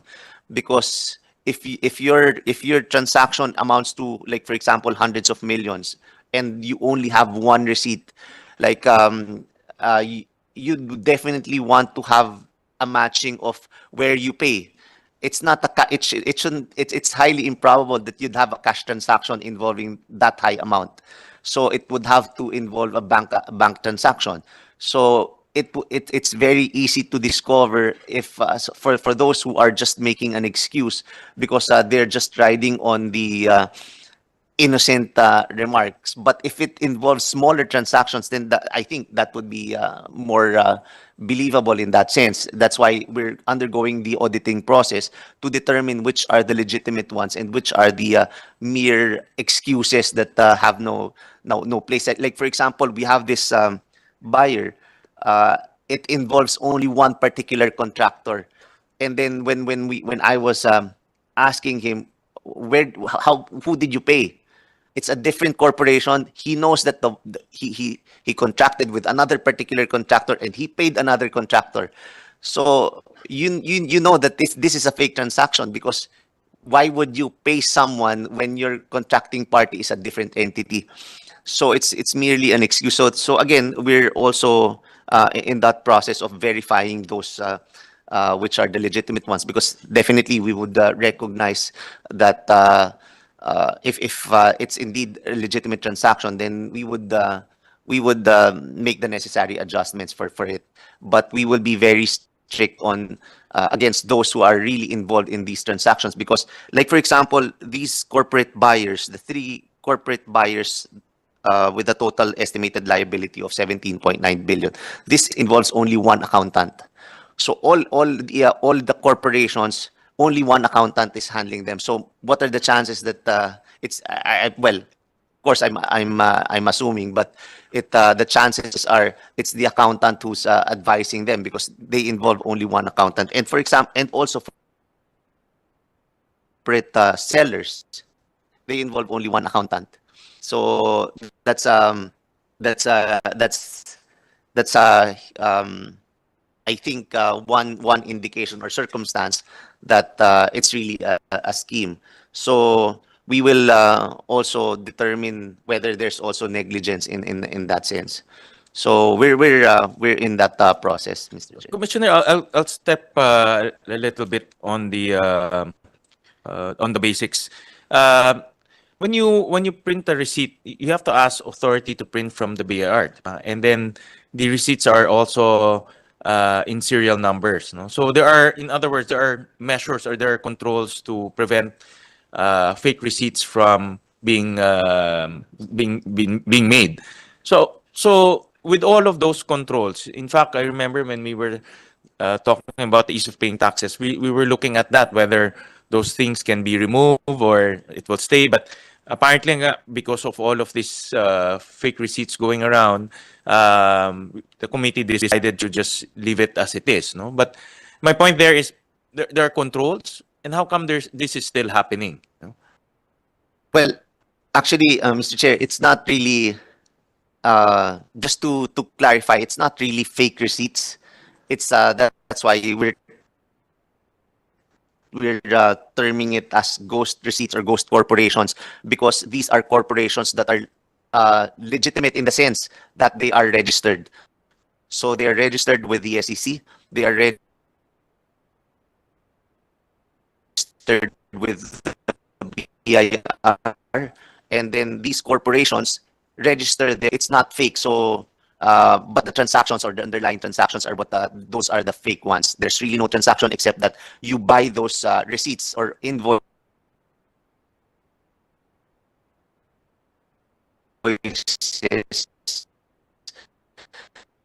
for a certain percentage, like for example 2%. So 2% of 1 million, that's the amount that you will pay to the ghost seller or the corporation that established the ghost corporation to the. So that's it. So everything is registered, and so if you look at it, then so we have to really dig deeper. Like we went to the registered sellers or the corporations. It's really in the slum areas. The addresses that were used for the ghost corporations are located in the slum areas. So it's so it's not really fake receipts. Are we making any headway, any success in terms of curbing these ghost receipts? I know that you have filed cases. How many cases have you filed, and are these cases already moving along? Have we won those cases? Well, Mr. Chair, right now we've filed at initially the four biggest ghost corporations and the 3 biggest corporate buyers, and we're in the process of developing some more cases against the sellers, especially those, or the buyers, especially those that are not coordinating with us. So, and then a lot of buyers have also signified their intention to pay. So we will be able to collect on these transactions, and I think we're moving forward. And I've heard also that a lot of people now are really aware of the fake transactions and ghost receipts. That's why they're verifying, and I hope that will also be the sentiment or actions that the taxpayers will take on this issue, that they really verify their customers, or actually no the corporations that they deal with, that they should be legitimate and not really ghost receipts, so they will not be a victim of fake transactions as well. I think the person I talked to in Valenzuela is more on fake receipts. I think that's the because he couldn't use the receipts to square off his VAT payments. Well, because This one I think is to increase your I think the ghost corporations is to increase your input VAT, no? So that you won't pay government as much. yes, that's one input. So the receipts will be used as corresponding input Yeah. VAT that would be deducted. The in one the I VAT. talked to is he couldn't use the receipts that his seller gave him. Mhm. Well, but again, it's also as a deduction for income tax purposes. So those 2 tax types are affected by the ghost receipts. So normally the buyers would use the receipts to support their expenses, so that they will lower the income taxes, and also as a supporting documentation for the input VAT. But because what we're doing, if the receipt is found to be from a ghost corporation, an entity that cannot be that we cannot be or cannot be located already, then we disallow those expenses or claims. So even if it's, well, definitely if it's a fake receipt, outright fake receipt, then definitely we will disallow the expense or input VAT. But if it is from a ghost corporation, then we will also disallow because there is no underlying transaction covering the receipt. What if the buyer, the corporations, the small corporations, MSME, and then in good faith he bought items and then he was issued fake receipts? What's the remedy for that? Well, I guess we could check on the These other. are just the feedbacks I get from Yes. the ground. No? They could also submit other proof of expenses, like support how they paid, like bank transactions, or if they have checks covering the specific amount. Because normally, of course, if it's really just a purchase of the invoice, he would not be able to show a corresponding amount, an amount corresponding to the receipt that was issued, because he just paid a certain percentage of the total amount. So, in totality, other documentation probably would support the expense so that we could allow these expenses. Well, Commissioner, I just want to flag the BAR that these things are happening, and on the ground I'm getting some information about that. So I just want to flag the Bureau about these things and just submit to the committee some updates on what the Bureau is doing in so far as fighting ghost receipts, this type of fake receipts, and just submit to us an update on those activities. And lastly, Commissioner, I just want to get an update also on the extension of estate amnesty. The IRR should have been promulgated September 28, 2023. I just want to get an update if we have, I know this lapsed into law, no? And I just want to get an update on the implementation of this amnesty and how many taxpayers are availing of this amnesty. Well, we've already prepared the IRR for this, and as to the number of taxpayers or number of availers of the amnesty, we still don't have them yet because again it's just it was recently lapsed into law. So, but we will monitor the availment of this amnesty. It will be it will be retroactive, Commissioner, no? Because in the law we have specified some dates, but obviously it lapsed into law and now the IRR is still being released. Do you have any dates on when the IRR will be released? Meron na bang IRR? Meron na ata eh. May IRR na ba tayo? Naisa na ba yung IRR? Sir Senator, it was already released, the RR. 30 days after the law the bill lapsed into law. So as promised. There's already an RR already, September 8th. So that's a RR number 10-2023. So in other words, the amnesty now is in effect. Yes, Mr. Chair. And taxpayers can avail of this estate tax amnesty. Yes, Correct. yes, All- Mr. Chair. all right, And just- it's retroactive as well, so there's no gap Okay. between the old amnesty and the extended All right. amnesty. Just submit to us a report on how many availers of this amnesty, so that will be From updated. the beginning, Mr. Chair. From only for this, no? For this. the new one. For the new one. Okay, For the new one. All we'll right. do that, Mr. Chair. Thank you, Mr. Chairman. That's it for now. Thank you very much, Vice Chair Senator Win. Thank you for those very good points. Next is our Vice Chair, Senator J.V. Herzato. Thank you, Mr. Chair. Good morning to the DOF people. Of course, I see a lot of familiar faces. Recently ko lang nakatrabaho, Mr. Chair, ang DOF, no? Because umiiwas ako pag numbers, eh. But anyway, Sec Ben, ito the economic team, we just passed the two of which I sponsored, no? Yung automatic income classification LGUs, which is also difficult. I'd like to thank ASEC Alvina, no? Director pa kayo noon, no? That time, wala na si Yusek Shelo, but I just like to personally say that hindi po naman po talaga po na forum, no? Hindi, she did a big part in the passage of this measure. Also, recently, public-private partnership, PPP code, which was ratified last week. Napakahirap na bill. Binigay nyo sa akin halfway. It was so technical, Mr. Chair, kahit na 5 beses mong basahin, ang hindi ko pa rin maintindihan. But with the help of Yusek Katifong, Yusek Crystal of NEDA, Sec Jeff of PPP, at least now it's already, it was already ratified. So, anyway, I'd like to thank the DOF people for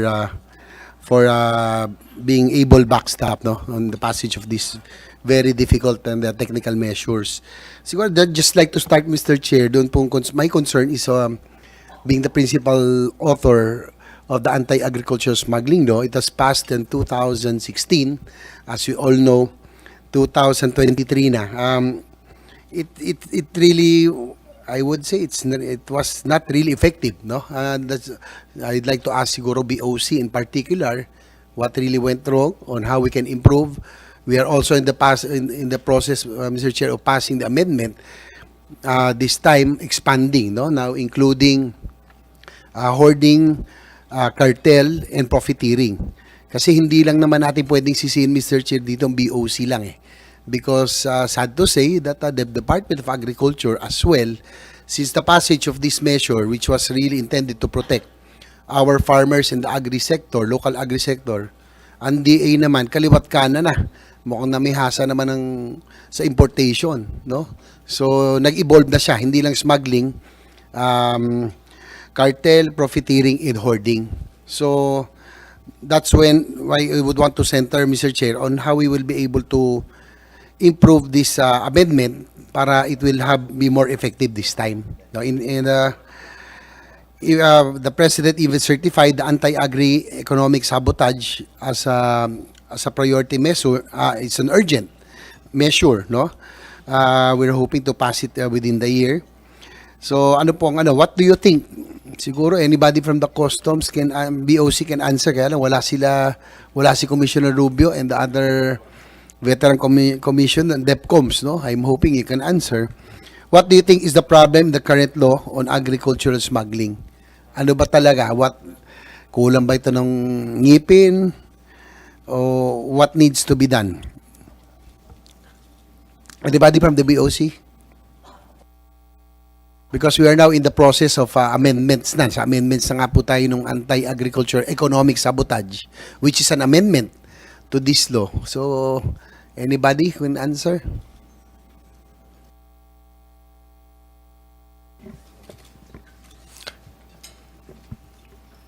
Good morning, Mr. Chair. Good morning, Your Honor. For the Bureau of Customs, I think we're looking at possible increase of penalty or to make it more, to impose more a stronger penalty on the agri-smuggling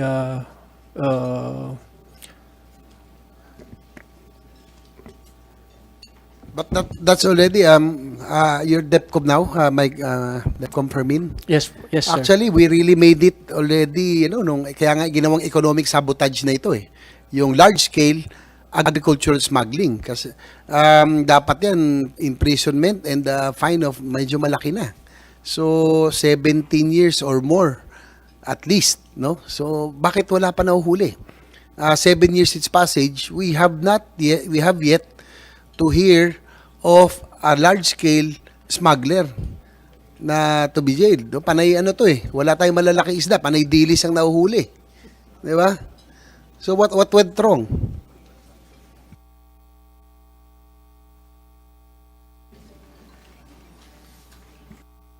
Actually, it's 17 years or life imprisonment. Kaya nga economic sabotage because it deprives our farmers and our agri-sector of livelihood. Pag pumapasok ang mga smuggled na produkto, lalo na sa bigas at asukal, Mr. Chair, siyempre pag pag mababa ang kita, mababagsak ang presyo ng palay, wala rin purchasing power ang ating mga farmers. Kaya nga ginawa natin economic sabotage eh. So, DepCom Permin, I don't think it's the, hindi lang ito yung penalties kasi life imprisonment na nga ito pag large scale eh. Yes, Mr. Chair. Your Honor, the Bureau of Customs is doing its best also to, in fact, we have just convicted for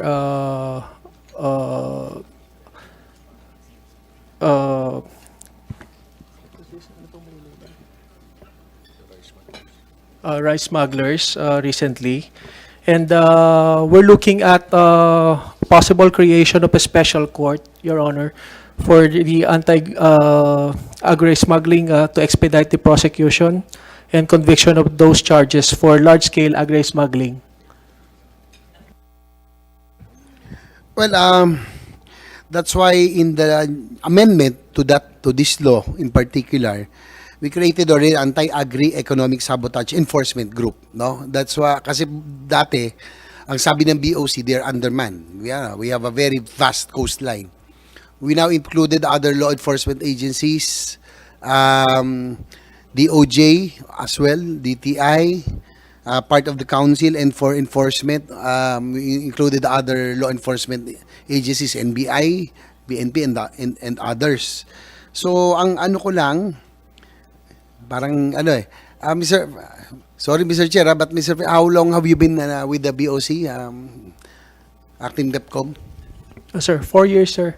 4 years already. Oh, kasi I would have wanted, Mr. Chair, yung mga talagang matatagal na ron because I can think they can answer this better.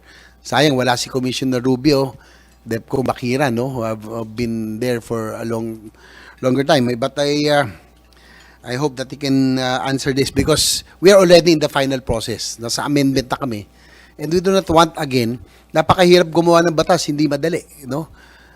It's frustrating for my part as the principal author of this anti-agriculture smuggling law, which had good intentions of protecting and strengthening the agricultural sector by protecting the farmers. After 7 years, parang nabaliwala. But again, hindi naman BOC naman problema. Ang DA din, namihasa na rin sila sa kakabigay ng importation permit. That's why we really have to amend because this has evolved. Kaya lang, siguro on the part of BOC, ano man yung pwede nyo gawin, we cannot really turn a blind eye on agri products that are slipping in the country, di ba? So, gusto ko lang malaman, siguro si DepCom Jubimax, ano bang ginagawa nyo ngayon? What are the measures being done by BOC right now and I would like to comment, Mr. Chair, wala nga lang si DepCom Rubio. I had information, nagbigay siya ng instruction. Ewan ko, pwede nyo rin confirm. Pwede na kayong bahala kayo sa iba, pero wag lang sa agricultural smuggling. Talagang meron daw strict instruction. That's because the President is very much particular dito sa agri-smuggling. Totoo ba yun? Can you confirm that DepCom Rubio gave instruction na talagang wag lang sa agri-smuggling? Mr. Chair, actually, it's the directive of the President that will not tolerate agricultural smuggling. Yes, that's correct because I heard that Commissioner Rubio reiterated that. Ako natutuwa ako kasi author ako nito na syempre nung naipasa to para nabaliwala kasi nga nag-evolve na. Doon po sa totoo ba yung nangyayari niyang that there are other ports na mas mura ang assessment doon sa ibang products. Now, for example, we have received reports that a chicken or chicken leg quarters in the port of Subic is valued half compared to other ports. Bakit ho ganun? Hindi ba dapat pare-pareho ang meron tayong parang blue book o parang iisa lang dapat ang assessment sa lahat? Bakit iba-iba? Kasi pwedeng maging source of Mr. Chair, smuggling. Yeah? Kasi pwedeng may kausap kung sino man na nag-a-assess, si IAS ba yan? Import Assessment Service.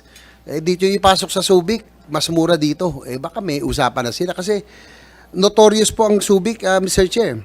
It's the preferred entry of agriculture products and it's relatively easy to enter this port than other ports. Bakit ganun?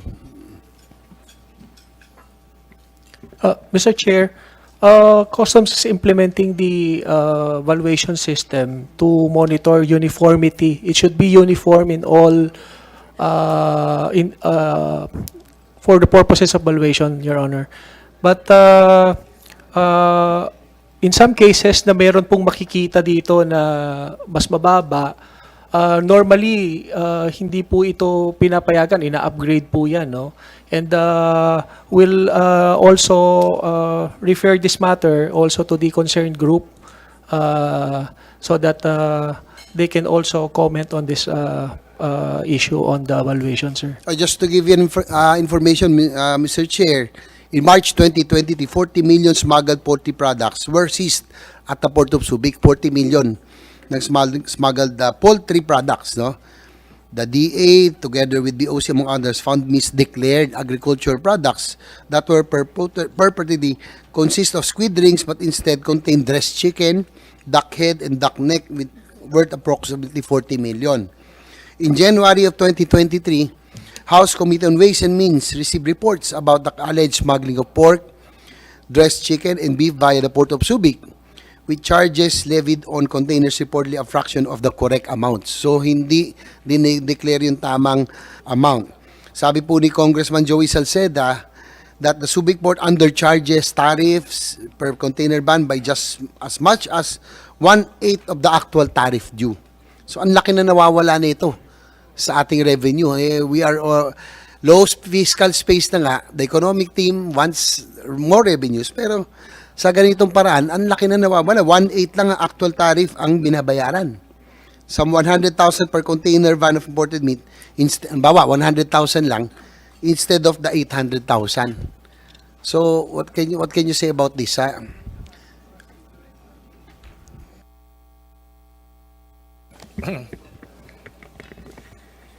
Sir, in fact,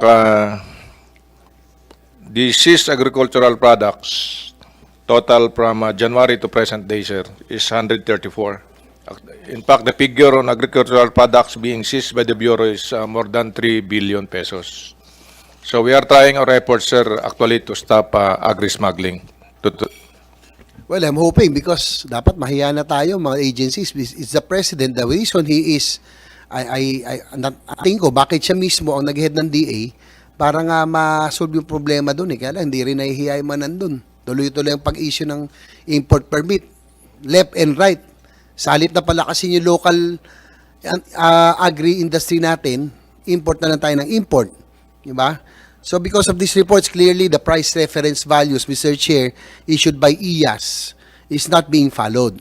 IAS has the power to look into the values of all ports, and yet there was no action.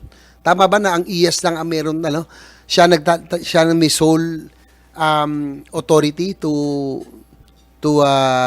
assess most of the products? Pwede sabihin niya, mas dito sa port na to, iba. But doon yung hindi ko makuha yung uniformity.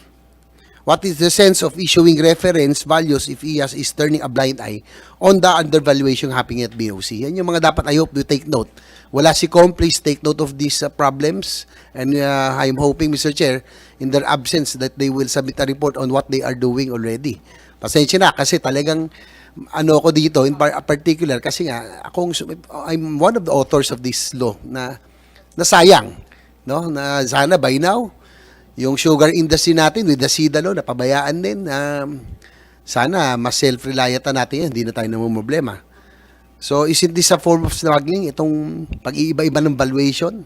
Di ba? Parang ganun din yan Pwedeng may kausap silang importer, trader, sa mo, ipasok mo dito sa port na ito, mas ibababa natin. Can't you see that? Di ba pwede? It's possible?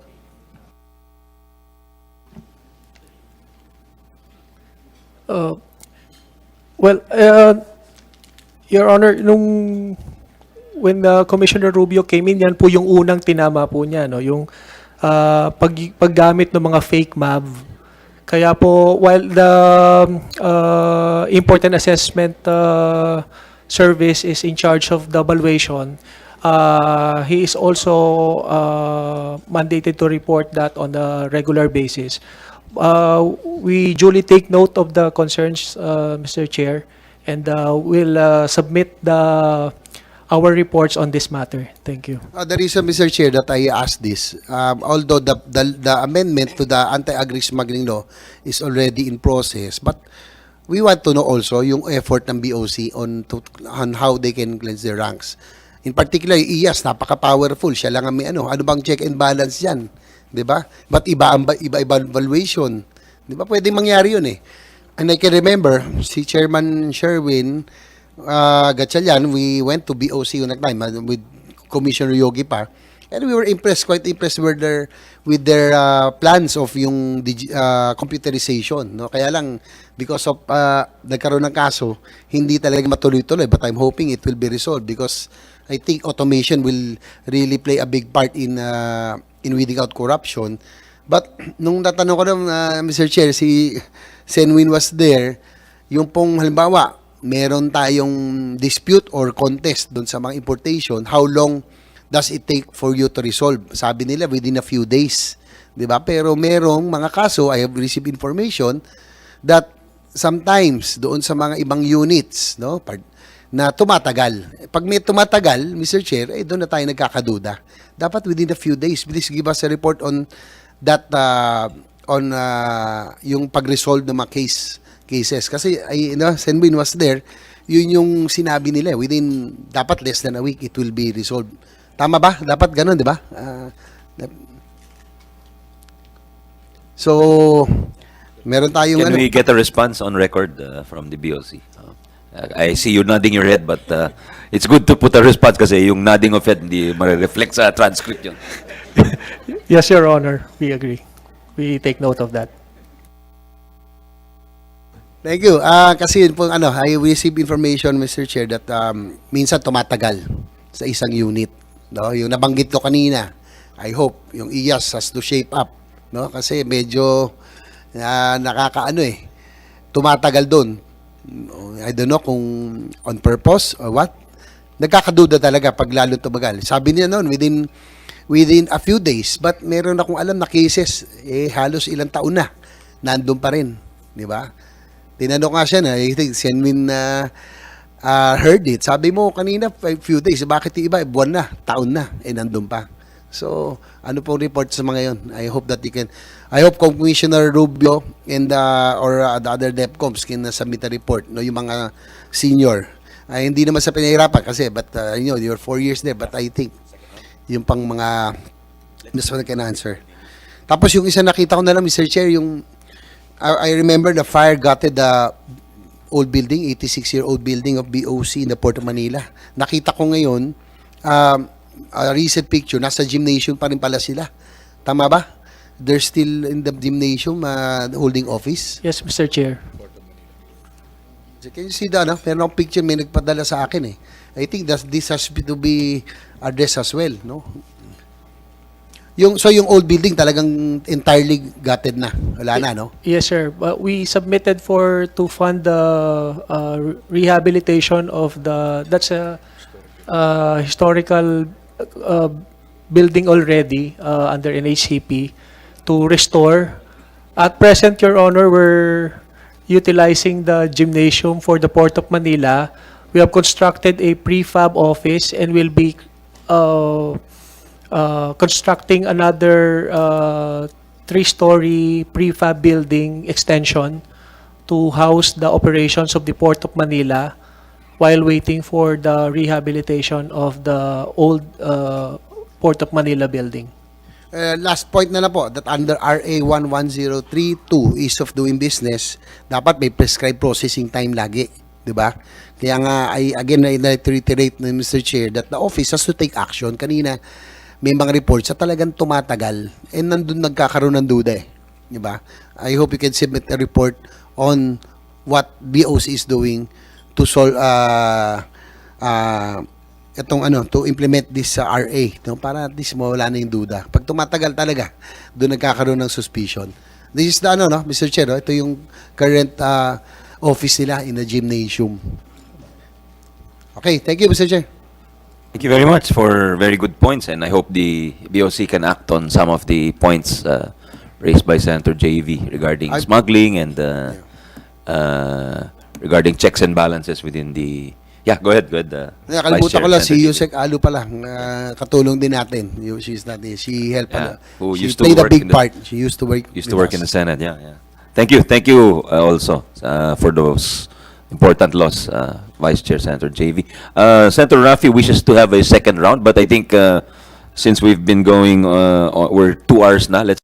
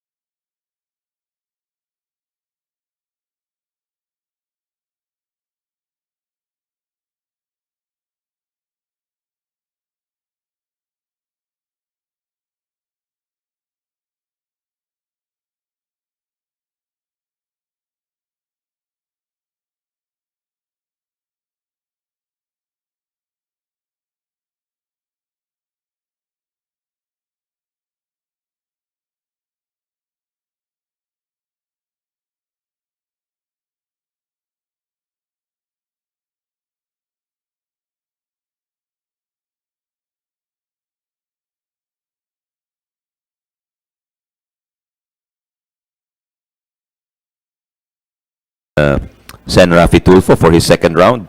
Sen. Rafi, you have the floor, sir. Thank you. May balik po ulit ako, Mr. Chair, sa Bureau of Customs. What is your name, sir? Michael Fermin? Yes, sir. What is Yes, your Your Honor. position, Mr. Fermin? Acting Deputy Commissioner for Internal Administration Group, Your Honor. Okay. Mr. Permin, at saka kay DEPCOM UI, in fairness kay Commissioner Rubio, tumaas ang koleksyon. Kasi nga dun sa benchmarking na ginawa niya. Although bawal sa batas yan, pero kung yan ang makakatulong para tumaas yung koleksyon, dati kasi 60-80 lang. 60 sa de 20, 80 sa de 40. Ngayon ata ginawang 160, 180. Tumaas yung koleksyon. Ang siste, namimili. Ibig sabihin, merong inuobliga na magbayad kung ano yung nakasaad sa benchmarking. Pero marami ang hindi. That is the reason kanina, I told you, bigyan nyo kami ng listahan kung sino sa mga consignee na mataas ang volume ng importation. Di ba? Umpisahan po natin sa X-ray. Paano ba pinipili yung mga container na itinadaan po sa X-ray?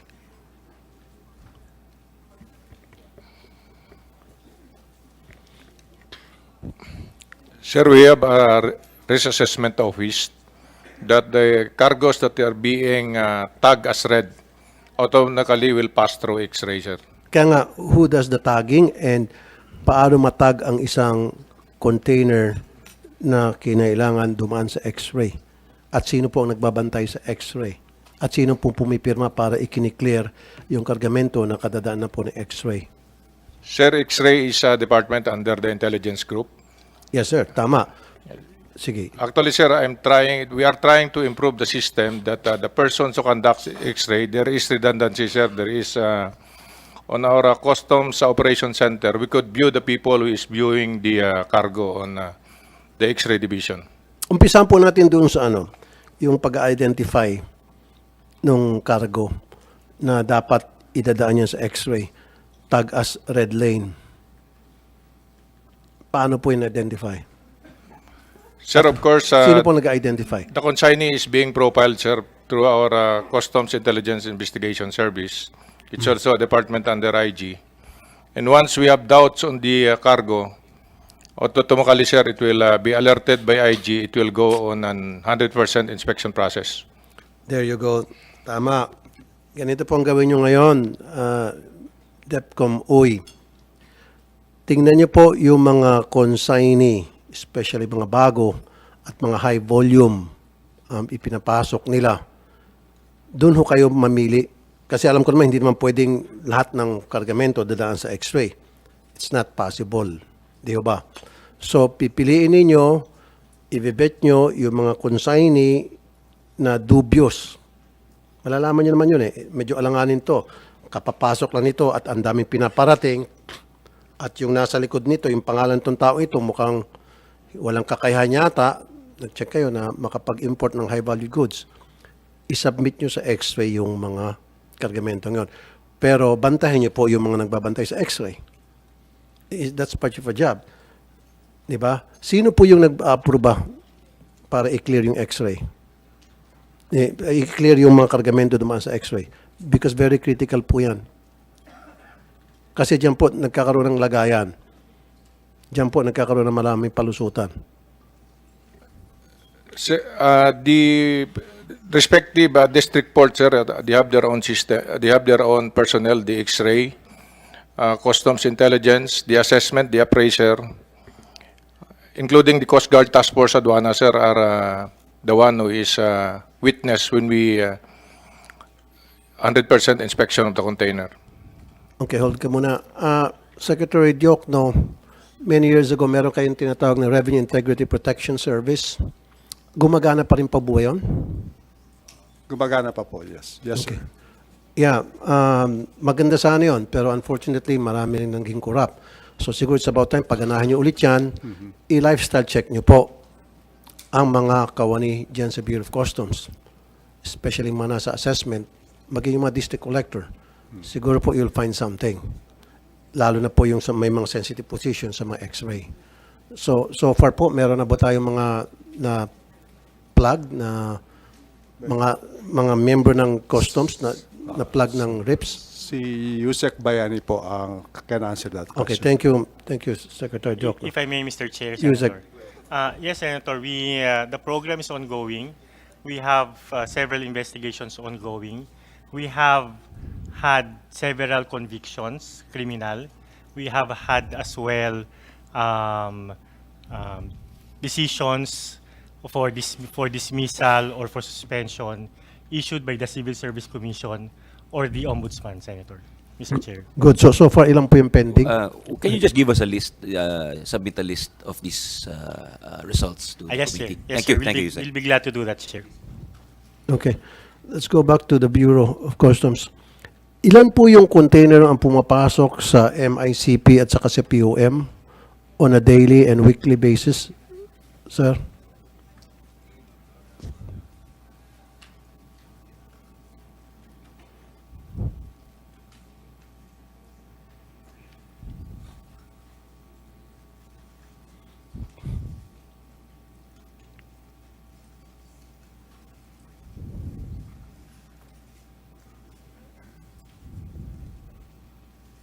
We'll just check the data, Your Honor.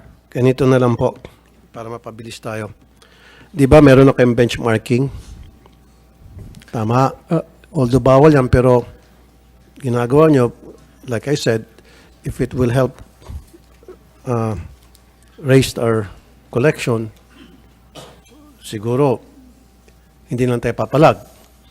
Kaysa naman dati, di ba, 60-80.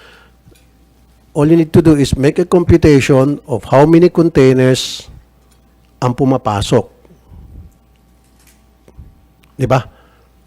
Kasi pag may benchmarking, regardless, maliban na lang kung yan ay, kung tawagin ninyo, special cargo.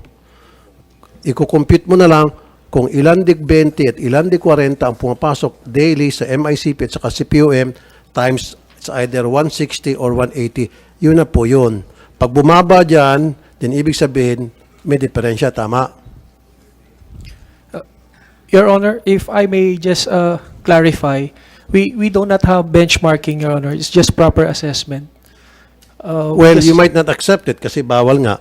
Pero alam naman, di ba sir, si sir naman, alam naman doon, pati mga janitor, pati mga security guard, pati yung mga pag-alagara dyan sa loob ng bureau, alam naman nila na yung benchmarking. Of course, you're not gonna use that. Akin na lang yan, sige, hindi nang galing sa inyo. Assessment, 160 and 180. Tama yon. 180 pag di 40, 160 di 20. Kaya nga para sa mabilisang, ito para makatulong kayo sa intelligence chip ninyo, mabilisang computation. Ilan ang de 20 na kargamentong pumapasok? I-disregard pa muna natin yung mga hot items sa mga hot goods, mga smuggled goods. Yung mga diretsyo na lang, halimbawa. Ilan ang pumapasok niyan? De 20 and then de 40 and then i-times nyo na the corresponding taxation. Yun po yun. Pag bumaba dyan, ibig sabihin may diferensya, tama? And then you can go to the commissioner and talk to him about that. Ganun lang kasimple. Tama po? Araw-araw po, ilan pong naharang ninyo na nag-misdeclare at nag-undervalue? Dapat po, meron kayong listahan yan. Can you give us a list? Sir, will do, sir. We'll submit the list, sir. And then, ilan po yung nakiklear? At ilan po yung pinagbabayad? At magkano po yung pinagbabayad? Can you submit some documents? Yung documents na para ebidensya. We'll start with those shipments na natag as undervalued or misdeclared. Right? And then, ilan doon sa natag as misdeclared and undervalued ang nagbayad ng difference? Pinagmulta at nagbayad ng multa. And then, ilan doon ang clean clear? Ay, mali pala yung pagka-tag namin. Can you give us those lists? Because in those lists, doon again, makikita nyo saan ang problema at sino nagbibigay ng problema. Yes, sir, will do. Actually, sir, it is a part now of Intelligence Enforcement Group that once the cargo is undervalued on the assessment, sir, it is being tagged and alerted. That is correct. Alert ang tawag noon. Kaya lang, maraming pagkakataon, yung na-alert, napapakawalan din. Di ba? Depende yun sa usapan. Yun yung sinasabi ko. Yung na-alert, ilan ang napakakawalan ng walang binabayaran? Ilan yung na-alert na nagbabayad dahil mababa na nag-undervalue? At ilan doon ang nahuhuli, siniseizure na? Ilan?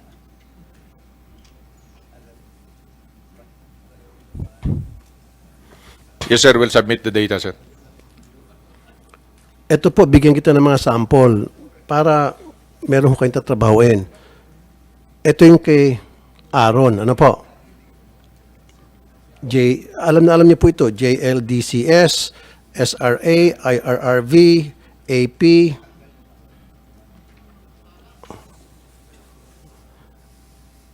Ito pa po. Ito yung mga consignee na baloktot na kapag chinek yung record nitong consignee na ito, patay yung pangalan, yung taong nakakonsign dito, nasa sementeryo na. O dili kaya hindi nyo pumahanap to. Sa pa to, sasampulan ko kayo. Ito pong EJ Azul, Neptune, Astomeria,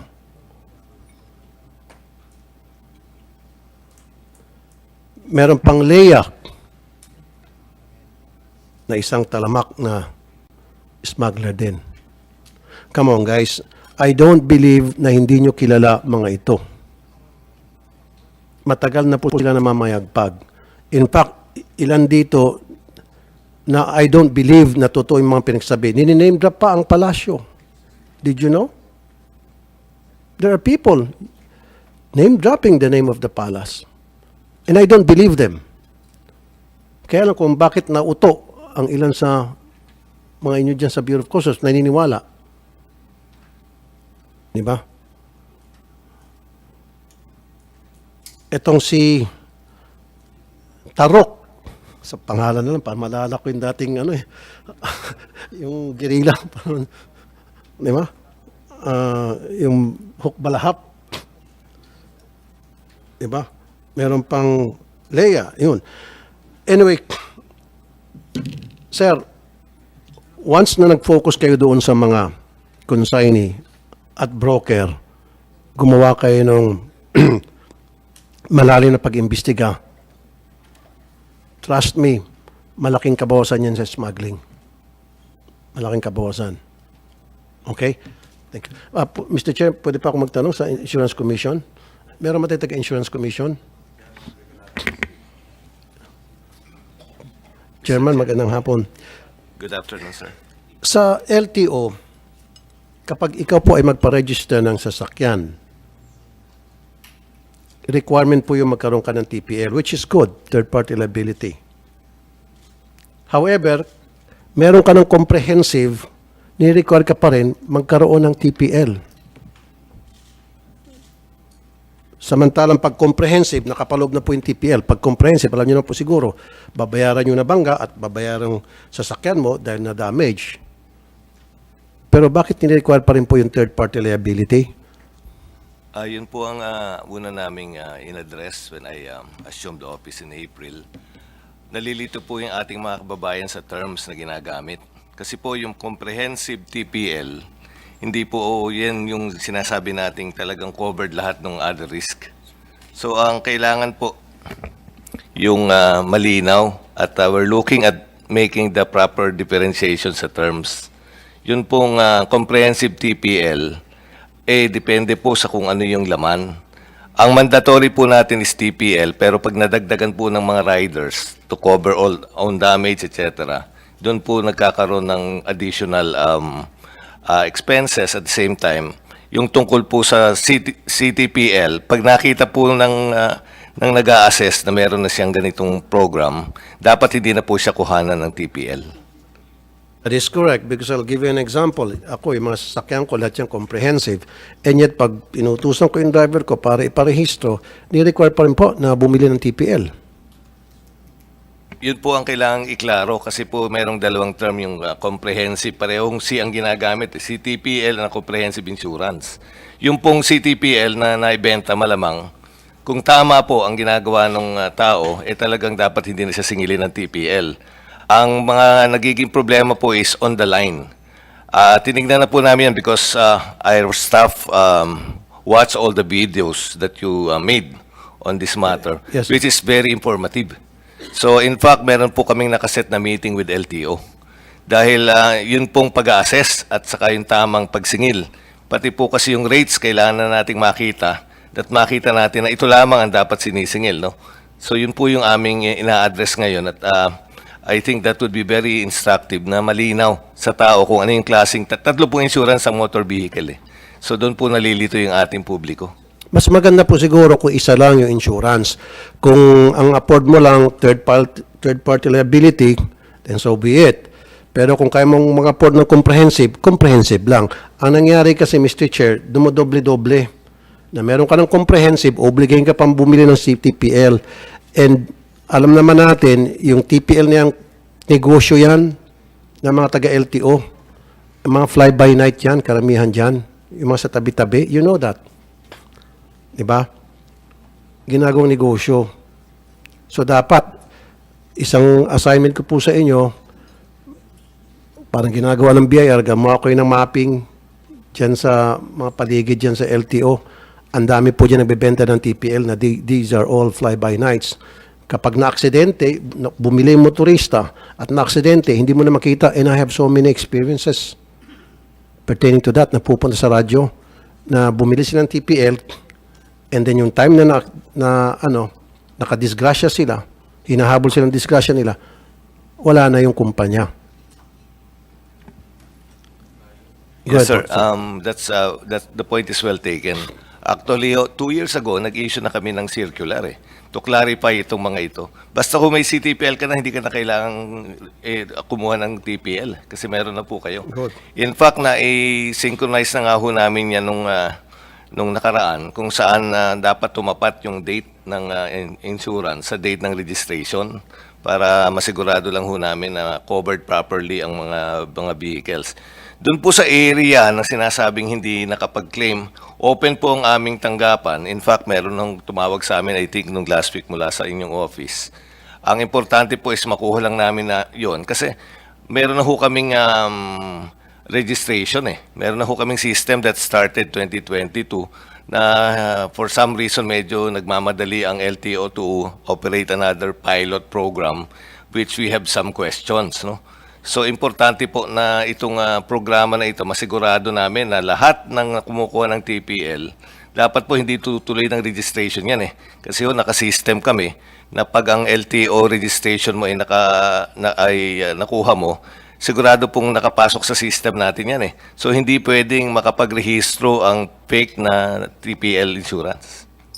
So we would like to check that and to verify kung talagang meron pang ganun and how prevalent that is. Siguro maglagay din po kayo ng karatula o obligahin po yung mga taga-LTO na through you, maglagay ng karatula na kapag ikaw ay meron ng comprehensive insurance, you don't need to buy TPL. Bakit yung tinawag na CTPL? Comprehensive Third Party Comprehensive Liability. TPL po lang yun. Kaya nga, CTPL is Comprehensive Third Party Liability. Bakit yung po tinawag na CTPL? Yung TPL po kasi hindi covered pa yung ibang risk. Iba-iba pa po yun. Tapos meron pong ibang riders doon sa isang... Kasi pag TPL, ang covered lang doon, yung nabangga. Bangga. Di ba? Opo. So, bakit mo palagyan ng TPL yung C ng comprehensive? Kasi pag sinabing comprehensive, understood na yun, covered both sides. Yung Ayun nga ho, sasakyan nung nakabangga at yung nabangga. Yun nga po ang hindi na malinaw na naintindihan ng ating mga kababayan. Hindi po automatic yung comprehensive. Kaya kailangan ayusin ho namin ang terms. Kasi yun ho ang common understanding ng ating mga kababayan. Yung CTPL would cover all of the others, no, including even acts of God, etc. So yun po yung kailangang malinaw. So we focus on the TPL because it's the one that's mandatory. But in any case po, kahit anong klase pang dagdag na insurance, kailangan talagang hindi na kumuha ng TPL. Tama po yung inyong observation na kung meron ka na yan, talagang hindi ka na dapat sinisingil or kukuha pa ng bagong insurance. Okay. Now, meron po akong isang kaso. Iba naman po tayo. Medyo maiba tayo ng konti. Seafarer po. He was declared missing. Patay na. So, ang sabi ng insurance company ng manning agency, merong waiting period na 6 years bago na officially that person is declared as dead bago siya makolekta. Pwede ba natin bawas-bawasan yung years na requirement para makasingil na po yung mga kamag-anak, nagdadalamhati na po yung mga kamag-anak, nawalan sila ng relative, and then they have to wait 6 years bago sila makakuha ng claim o bago nila makuha yung pera. Yeah. That's a valid observation, sir, because ang ating requirement actually is from yung declaration ng presumption of death. Ang ginagamit ng mga yan to extend it is yung civil code provision. Pero po yung mga ganitong cases at kung properly documented, etc., I think there would be an issuance already of a verified claim based on the death of a seafarer.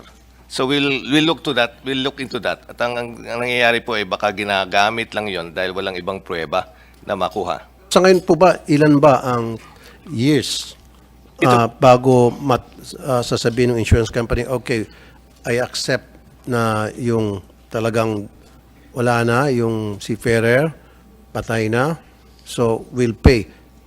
Ilang taon ba yung allowed? Ang Maximum. pag wala hong malinaw na pruweba at iba pang ebidensya, ay ginagamit po natin yung civil code provision na 6 na taon more ang pagkakaalala. Do you need legislation for that?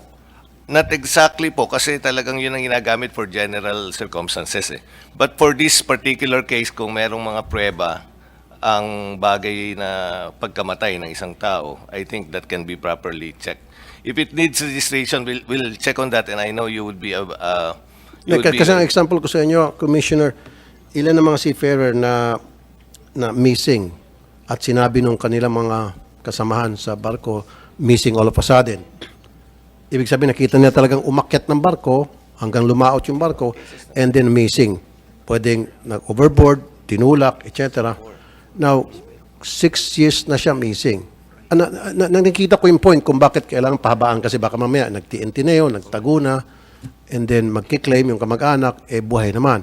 Pero doon po sa investigation na missing dahil umakyat sa barko, nandun siya sa listahan na pag-anda ng barko, he was there, then dapat, pag ganun, babaan na siguro yung years. Instead of 6 years, siguro, kayo, depende. Baka pwedeng 1 year na lang siguro. Actually, hindi ho kailangan pa ng ganong kahabang panahon. It's just a matter of providing the proper evidence. At ang pagkakaalala ko nga, ang civil code po is actually 4 years. 4 years. Ang pagkakaintindi ko. What I'll do is exactly, this is important kasi kapapasala nga po ninyo ng Magna Carta for Seafarers ng Senado. Yes, sir. It's important that these kind of cases are brought to our attention kasi these are the real stories that we have to get. So we will review and immediately inform you about how we're supposed to be doing this moving forward. Okay, thank you po, Mr. Commissioner. Mabalik ako quickly dito sa sa Bureau of Customs. Sir,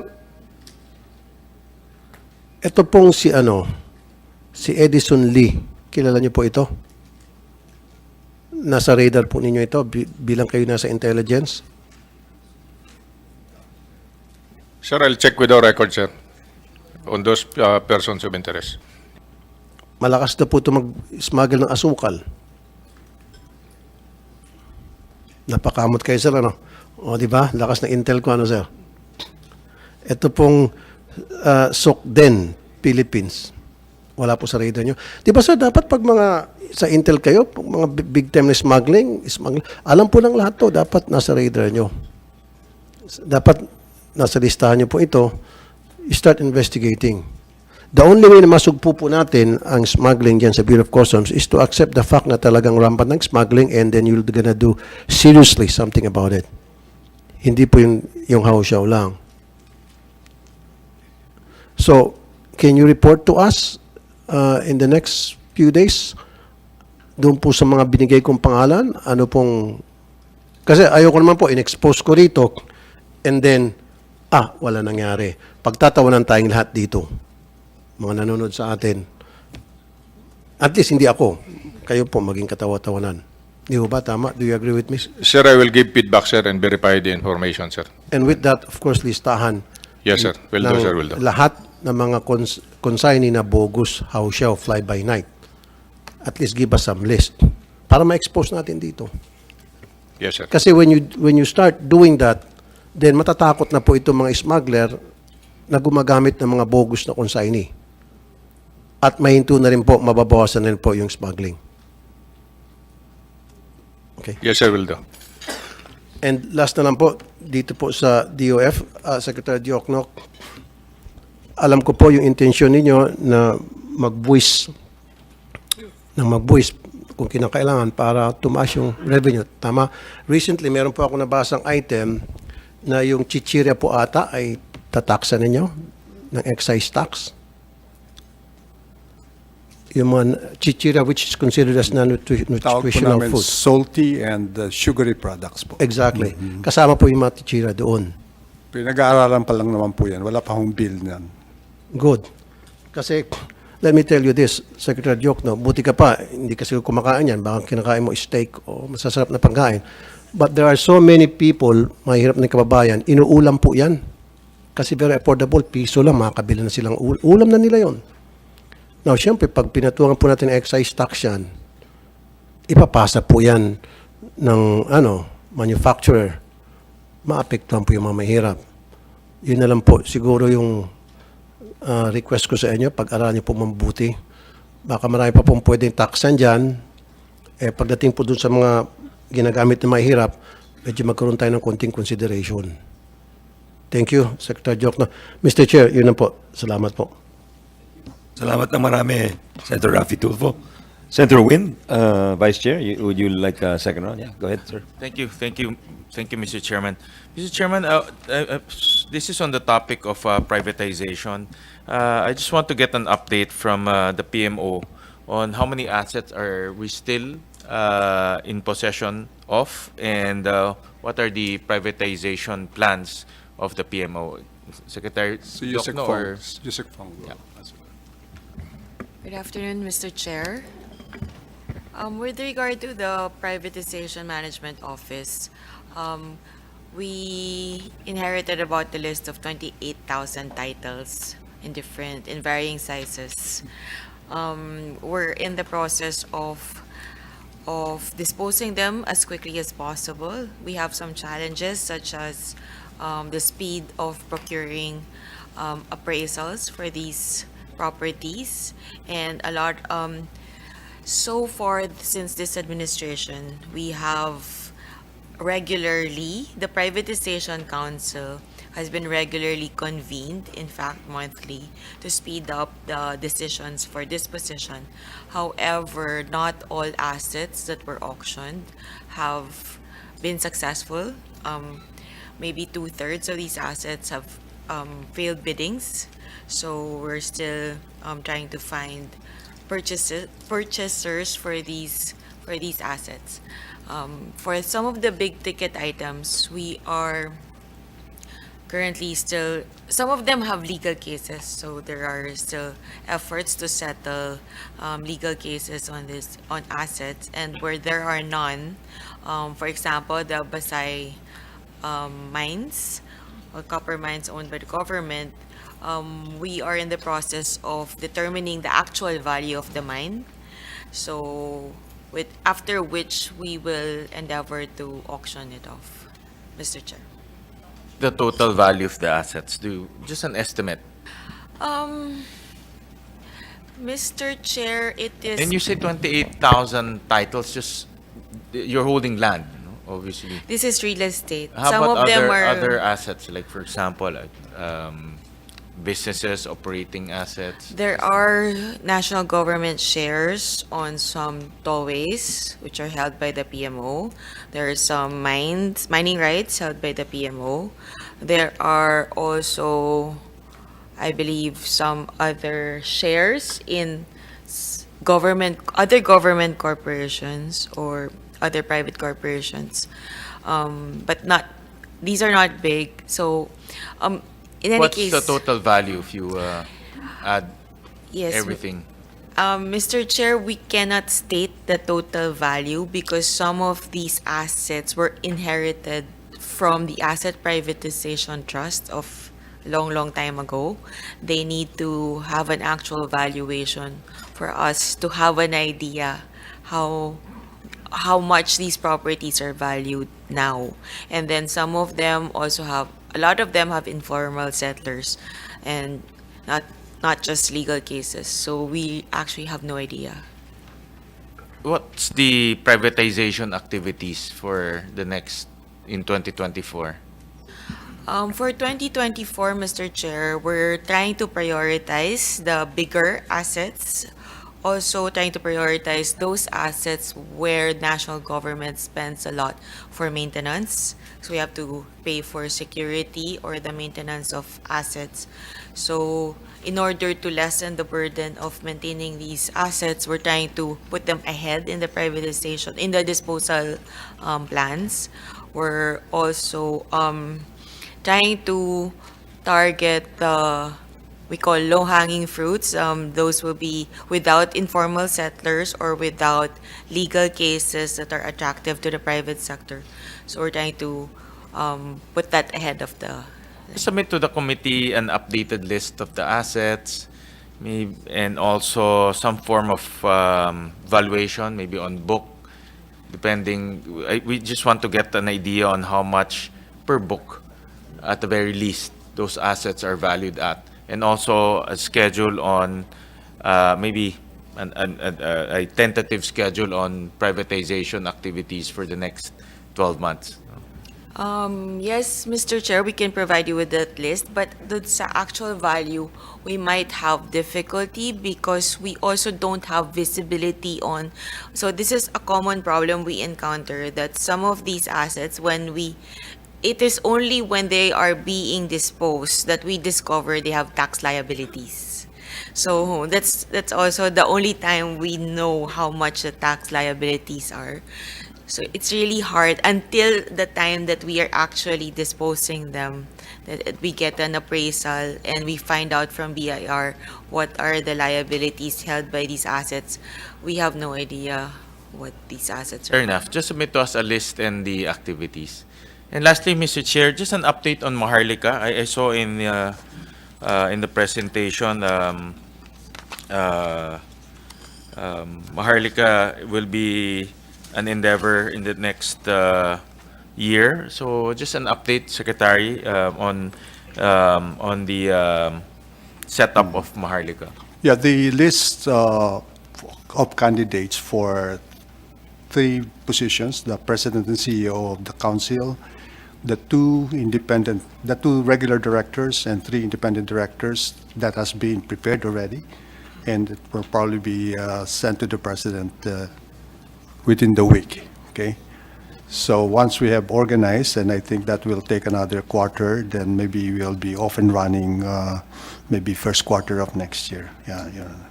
So by first quarter of next year, we'll see the management in place. Correct. I read in the news that I think Land Bank or DBP or both already put up their respective capital. Kompleto na po. 75 billion plus there's a 31 billion declared dividend by the BSP. We can also use that. And then, so by first quarter of next year, Maharlika will start operating and investing in infrastructure projects. That's the idea, Your Honor. All right. Thank you. Thank you, Mr. Chairman. Thank you, Vice Chair Senator Win. Senator Rafi, anything else? That's all, Mr. Chair. Okay. Thank you. Thank you to our colleagues. Thank you to the Secretary Ben and the DOF family and Commissioners June and DEPCOM Fermin and DEPCOM Uy for answering our questions here. We'll favorably endorse your budget for plenary approval. Thank you. Thank you very much. We'll suspend the committee. Thank you.